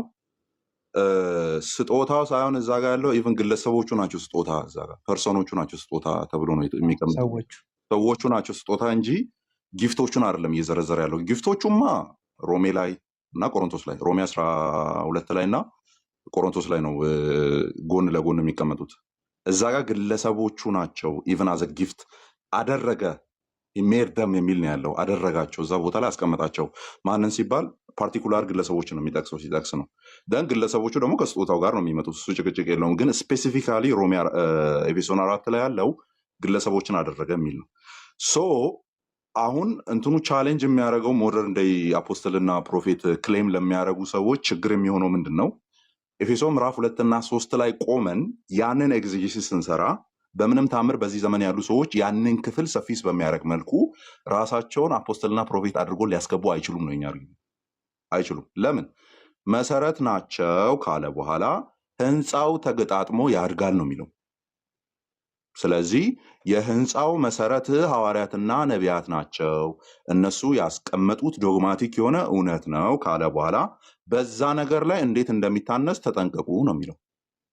እንዴት እየታነጸ እንደሚቀጥል ተጠንቀቁ ነው እንጂ የሚለው ሐዋርያትና ነቢያትን እየደራረባችሁ እንዴት እንደሚሄዱ ተጠንቀቁ አይልም። ዳስ ዋይ መጽሐፍ ቅዱስ ላይ ነቢያት ሲሾሙ ማታዩት፣ ሐዋርያትም ሲሾሙ ማታዩት። ሐዋርያት መሾም ቢኖርባቸው ኖሮ ጢሞቴዎስ ነበር መጀመሪያ የጳውሎስ ተከታይ ሆኖ መሾም የነበረበት። ጢሞቴዎስን ራሱ የወንጌል አገልጋይ ይለዋል እንጂ ሐዋርያ አይለውም። ሐዋርያም ነው ተብሎ ለጢሞቴዎስ አይነገርለትም። ባይዞ ሚኪያስ ጢሞቴዎስ ሐዋርያ ነው። ያ አንድ ጥቅስ ልስጥር። እሺ አንደኛ ተሰሎንቄ ምዕራፍ ሐዋርያ መሆኑን ጢሞቴዎስ ሐዋርያ መሆኑን ያ እሺ ያው ጳውሎስ ራሱ ነው ኮንፈርም የሚያደርግለት። እሺ እዚህ ተሰሎንቄ አንደኛ ተሰሎንቄ ምዕራፍ 1 ቁጥር 1 ላይ እንደዚህ ይላል ከጳውሎስ ሲላስና ከጢሞቴዎስ ከእግዚአብሔርና የጌታም የኢየሱስ ክርስቶስ ለሆኑት ለተሰሎንቄ ሰዎች ቤተክርስቲያን ከእግዚአብሔር ከአባታችን ከጌታም ከኢየሱስ ክርስቶስ ጸጋና ሰላም ይሁን ይላል። ተሰሎንቄ ሲጻፍ አብረውት እነማን ነበሩ? ሲላስና ጢሞቴዎስ። ይሄን ኢንትሮዳክሽን ሰላምታ የተናገሩ ከጳውሎስ ጋር ማን አለ? ጢሞቴዎስና ሲላስ አለ። እሺ እዛው አንድ ምዕራፍ ዘለል በልና ምዕራፍ 2 ቁጥር 6 ላይ ሄድልኝ። አንደኛ ተሰሎንቄ ምዕራፍ 2 ቁጥር 6 እንደዚህ ይላል ከእናንተም ሆነ ይላል ከሌሎች ከማንም ከሰው የሚገኝ ክብር አልፈለግንም። የክርስቶስ በጣም እዚህ ጋር ነው ሜንሽን ማድረገው የክርስቶስ ሐዋርያት። ጳውሎስ ብቻውን ሐዋርያ ለማለት ቢፈልግ ስለ ራሱ ያወራ ነበር። ከእናንተ የክርስቶስ ሐዋርያት እንደ መሆናችን መሆኔ አይደለም እንደ መሆናችን መጠን ሸክም በሆንባችሁ ነበር ይላል። ስለነማን ያወራ ነው? ሲላስና ጢሞቴዎስ ሐዋርያት የሚል መጠሪያ በአንደኛ ተሰሎንቄ ምዕራፍ 2 ቁጥር 6 ላይ ሲያገኙ ታያል። ይሄን እንዴት ትላለህ አንተ? በጣም ቀላል ነው መልሱ። ሲላስና ሌሎችን እነሱን ጨምሬ ነው ሐዋርያ እያልኩ ነው የሚል አርጊመንት እዛ ቦታ ላይ ሊቀርብ አይችልም። ሊቀርብ የማይችልበት ትልቁ ምክንያት ለምሳሌ ከሐዋርያት እንደ ምን የመሆን ይላል አንደኛ ቆሮንቶስ ምዕራፍ 15 ላይ እንደ ጭንጋፍ የመሆን ይላል። ሐዋርያት ብሎ ሲጠራ ማንን ነው ሲል ቀድሞ ለ12ቱ ታየ አይደለ? 12ቱን ጠቅሶ መጣና ከዛ ለኬፋ ታየ፣ ከዛ እንደ ጭንጋፍ ለመሆን ለእኔ ታየ። ስለዚህ ሐዋርያት ብሎ ጳውሎስ ሲያስብ አስቀድሞ ታያቸው የሚላቸውን እነሱን ነው እያሰበ የሚያወራው። የትኛውም ክፍል ላይ ያውራ፣ ፊልጵስዩስ ላይ የሚያውራ፣ ቆላስይስ ላይ የሚያወራው ለምሳሌ ገላትያ ላይ ይመጣና ከሐዋርያት እንደ አምድ የሚታዩትን ቀድሜ እጅ አገኘኋቸው ነው የሚለው አይደለ? ከአረቢያ መልስ ማለት ነው። ከአረብ መልስ ከነበረበት 14 ዓመት ከቆየበት በኋላ ሲመጣ እነዛን እንደ አማድ የሚታዩትን አየኋቸው ነው የሚለው። ስለዚህ እሱ ያንን ሜሴጅ ሲናገር ፊልጵስዩስንም ሆነ ገላትያንም ሆነ ሮሜንም ሆነ ሲናገር የሚናገረው ሶል አውቶሪቲ እኔ ብቻ አይደለሁም ከኔ የቀደሙ ሐዋርያት አሉ ነው እያለ ያለው። ኦኬ ዳን ቀድሞ በተናገረበት ቦታ ላይ ቆይ ቀድሞ የጠቀስከውን እሱ ላይ ቆመ ስለሆነ ይሄ አንተ ፍቺ ፐርስፔክቲቭ እኔ አንተ ከፍተህ ስለማታነብ እኔ ከፍቼ አነብልሃለሁ። ምንድን ከፍቼ ማለት ነው? የኢቫንጀሊካል ኮሜንተሪዎችን ኮመንት ያደረገው ማለት ነው። ኮሜንተሪው ማን የጻፈው? ኮሜንት ያደረጉት ይኸውልህ እኮ ኮሜንት ያደረጉት ብሮ ቀስበል አንተ ከኔ ባሰ ተረጋግተህ ተው። አማን ተው ጂሚ በሉ የቅድሙ መንፈስ ባታበላሹት ደስ ይለኛል፣ ግን ምን እንደምላችሁ አላውቅም። በቃ እያደረግን ቀስ ብለን እያወራን መሀል ላይ እንትን ባንለኳኮስ ጥሩ ነው። እና እያልኩ ያለሁት እኔ ከፍቻ አነባለሁ። አንተ ከፍተህ ስለማታነብ እኔ አገር ኮሜንተሪዎች ስላሉ ማለት ነው አንዱ ከፍቻ አነብላለሁ። ደግሞ አንድ ነገር እኔም ላውራ። ኮሜንተሪ አትክፈትልኝ። ኮመንት የሚያደርገው ሰንበዲ ነው። እኔ አሁን መጽሐፍ ቅዱስ ላይ ቆመ ማውራት ካለብህ ታወራለህ ከኔ ጋር መጽሐፍ ቅዱስ ላይ ቆሞ ነው የሚያወሩት። አሁን እኮ ፕሮፌት አንዴ እስካሁን ዝም ብለናል እና መጀመሪያ ስለ አባባሌ ከቅድም ጀምሮ ስንሰማ ኮመንተሪዎች የአባቶች ምናምን እንዲነሳብህ እየፈለግ አይደለም፣ ግን በጣም ብዙ ውይይቶችን ሰምተናል። ግን የአባቶችን ታሪክ እያነሳ ሜንሽን እያደረግ በጣም ብዙ ዲቤቶች ላይ ስታወራ እናያለን። እዚህ ጋር ስትደርስ ለምንድን ነው የአባቶችን ጉዳይ ባኪን ፎርዝ አድርገ ብቻ ማለፍ እየፈለግ ያለበት ጉዳይ አልገባም። ልመልስ ልጅ ሚ ይሄ ጥቅስ ሊትራሊ ፍቺውን ፖፑላር ሰዎችን እየተናገረ እያየን አሁን እሱ የሚያመጣው ኮመንተሪ እኮ ሰንበዲ አንድ ሰው በተረዳው መረዳት አይደለ በሪቪሌሽን የሚጽፈው ወደዛኛው ሰውዬ ጫማ ውስጥ ሆኜ መፍታት አልፈልግም። ይህን ክፍል በመንፈስ ቅዱስ አንተ በሄድክበት ጢሞቴዎስን ሐዋርያ ለማድረግ በሄድክበት መንገድ አንደኛ ቆሮንቶስ ሐዋርያነትም ሳስብ እኔ ሳስተምር 4 አይነት ሐዋርያነት አለ ብዬ ነው የማስበው። እሱም ማብራራት እችላለሁ። እሱ ቆይ ታብራራለናለህ። ቆይ ታብራራለናለህ። እዚያው አንተው የሄድክበትን ተመሳሳይ ኮሜንተሪ መንገድ አንተ ልሂድና አንድ እየሰራህ ጥያቄ ነው። ልጠይቅህ። አንዴ ጆን፣ አንዴ ተመሳሳይ ጥያቄ ልጠይቅህ። አንደኛ ቆሮንቶስ ምዕራፍ 1 ያንን አንረሳውም። አንተ የጀመርከውን የጢሞቴዎስ አይረሳም፣ ግን ተመሳሳዩን ነገር እናምጣ። አንደኛ ቆሮንቶስ መጽሐፍ ምዕራፍ 1 ቁጥር 1 ላይ ሰላምታ ይጀምራል። ሐዋርያው ቅዱስ ጳውሎስ እንደዚህ ይላል። ሶሪ ሞባይል ስለሚዘጋ ነው። ቶሎ ቶሎ ምን ይላል? አንብበው አንተም። በእግዚአብሔር ፈቃድ የኢየሱስ ክርስቶስ አንደኛ ቆሮንቶስ ምዕራፍ 1 ቁጥር 1 በእግዚአብሔር ፈቃድ የኢየሱስ ክርስቶስ ሐዋርያ ሊሆን የተጠራ ጳውሎስ ወንድሙም ሶስቴንስ። ይሄ ሰላምታው ነው። በቆሮንቶስ ላለች ለእግዚአብሔር ቤተክርስቲያን በክርስቶስ ኢየሱስ ለተቀደሱት ብሎ ሰላምታ ያቀርብና ወደዚህን ሶስቴንስን እንዳትረሳው። ሶስቴንስ የሚባል ሰው ይጠቅሳል። ምዕራፍ 4 ላይ ይሄድና ቁጥር 10 ላይ እንደዚህ ይላል፣ እኛ ስለ ክርስቶስ ሞኞች ነን። ወደ ላይ እኛ ሐዋርያቱ የሚለው ለዓለም ለመላእክት መጫወቻ ሆነናል። እግዚአብሔር እኛን ሐዋርያቱን ሞትን እንደተፈረደባቸው ሰዎች ከሁሉ ይልቅ ኋለኞች እንዳደረገን ይመስለኛል። ስለዚህ ይሄ ሐሳብ ሰላምታ ላይ ያስገባውን ሶስቴንስን የሚመለከት ነው ወይስ ጳውሎስ እኛ ሐዋርያቱን ሲል የበጉን ሐዋርያትን እያካተተ እየተናገረ ነው ያለው? በአገልግሎታቸው ስለሚደርስባቸው መከራ፣ ምጸት ንግግር እየተናገረ ነው ያለው። እስቲ መልስልኛል። እኛ ሲል በሰላምታ ያስገባውን ስምን አካቶ ነው እዚህ ጋር የሚጠቅስ ያለው? ኦኬ እሺ አቡዬ ጥያቄ ገብቶኛል። ሶስቴንስን አካቶ አንደኛ ቆሮንቶስ ምዕራፍ 1 ላይ ያለው ሶስቴንስ ይላል። 4 ላይ የሚለው ሰውየውን አብሮት የነበረውን ሰውዬውን ኢንክሉዲንግ ያደረገ ያለው። ወደ ጥያቄ ልምጣ። ወደ አንደኛ ተሰሎንቄ ስመጣ በጣም የሚገርመው የመጀመሪያዎቹ ሐዋርያቶች ናቸው። ይህንን ፍቺ እንድትፈታ ያደረገ የመጽሐፍ ቅዱሱ አፈታትን በራስ መረዳት ብቻ ላይ የተመሰረተ ነው ወይስ ምንጭ አለ? በዚህ መንገድ የፈታ አባት አለ? በዚህ መንገድ ላይ የፈታ ቀደምት ሰዎች አሉ?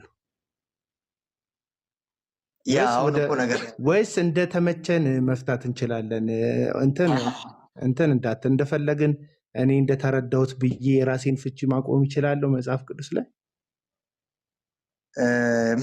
መጽሐፍ ቅዱስ እኔ የምጠቅሰውን ጥቅስ ጋይዳንስ ይስጠኝ እንጂ እኔ አስተምራለሁ።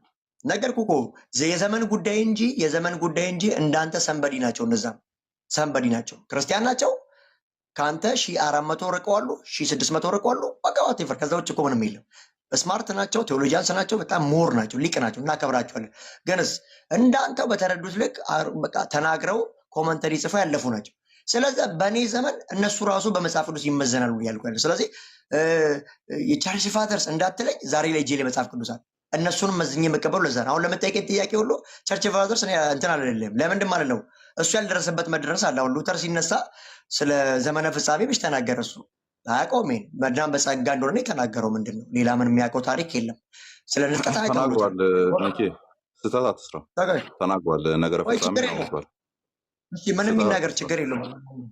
ኦኬ የሆነ ነገር ስትመጣ ሮጠ ችግር የለውም። እሺ ይቅርታ ከሰዓት ቁርጥ ግን ሁሉንም አያውቅም ነበር። ምን ሆነ ነው? በጌታ ስም ምን ሆነ ነው ብሮ? ሜይቢ ሁላችንም እየጠየቅን ስላለ ኦቨር ወልምድ ሆነ ሊሆን ይችላል። ግን የሆነ ቤዝ እኮ አስቀምጠናል አይደለ? ዲስ ኢዝ ፍሬንድሊ ቶክ፣ ፍሬንድሊ ነገር ነው።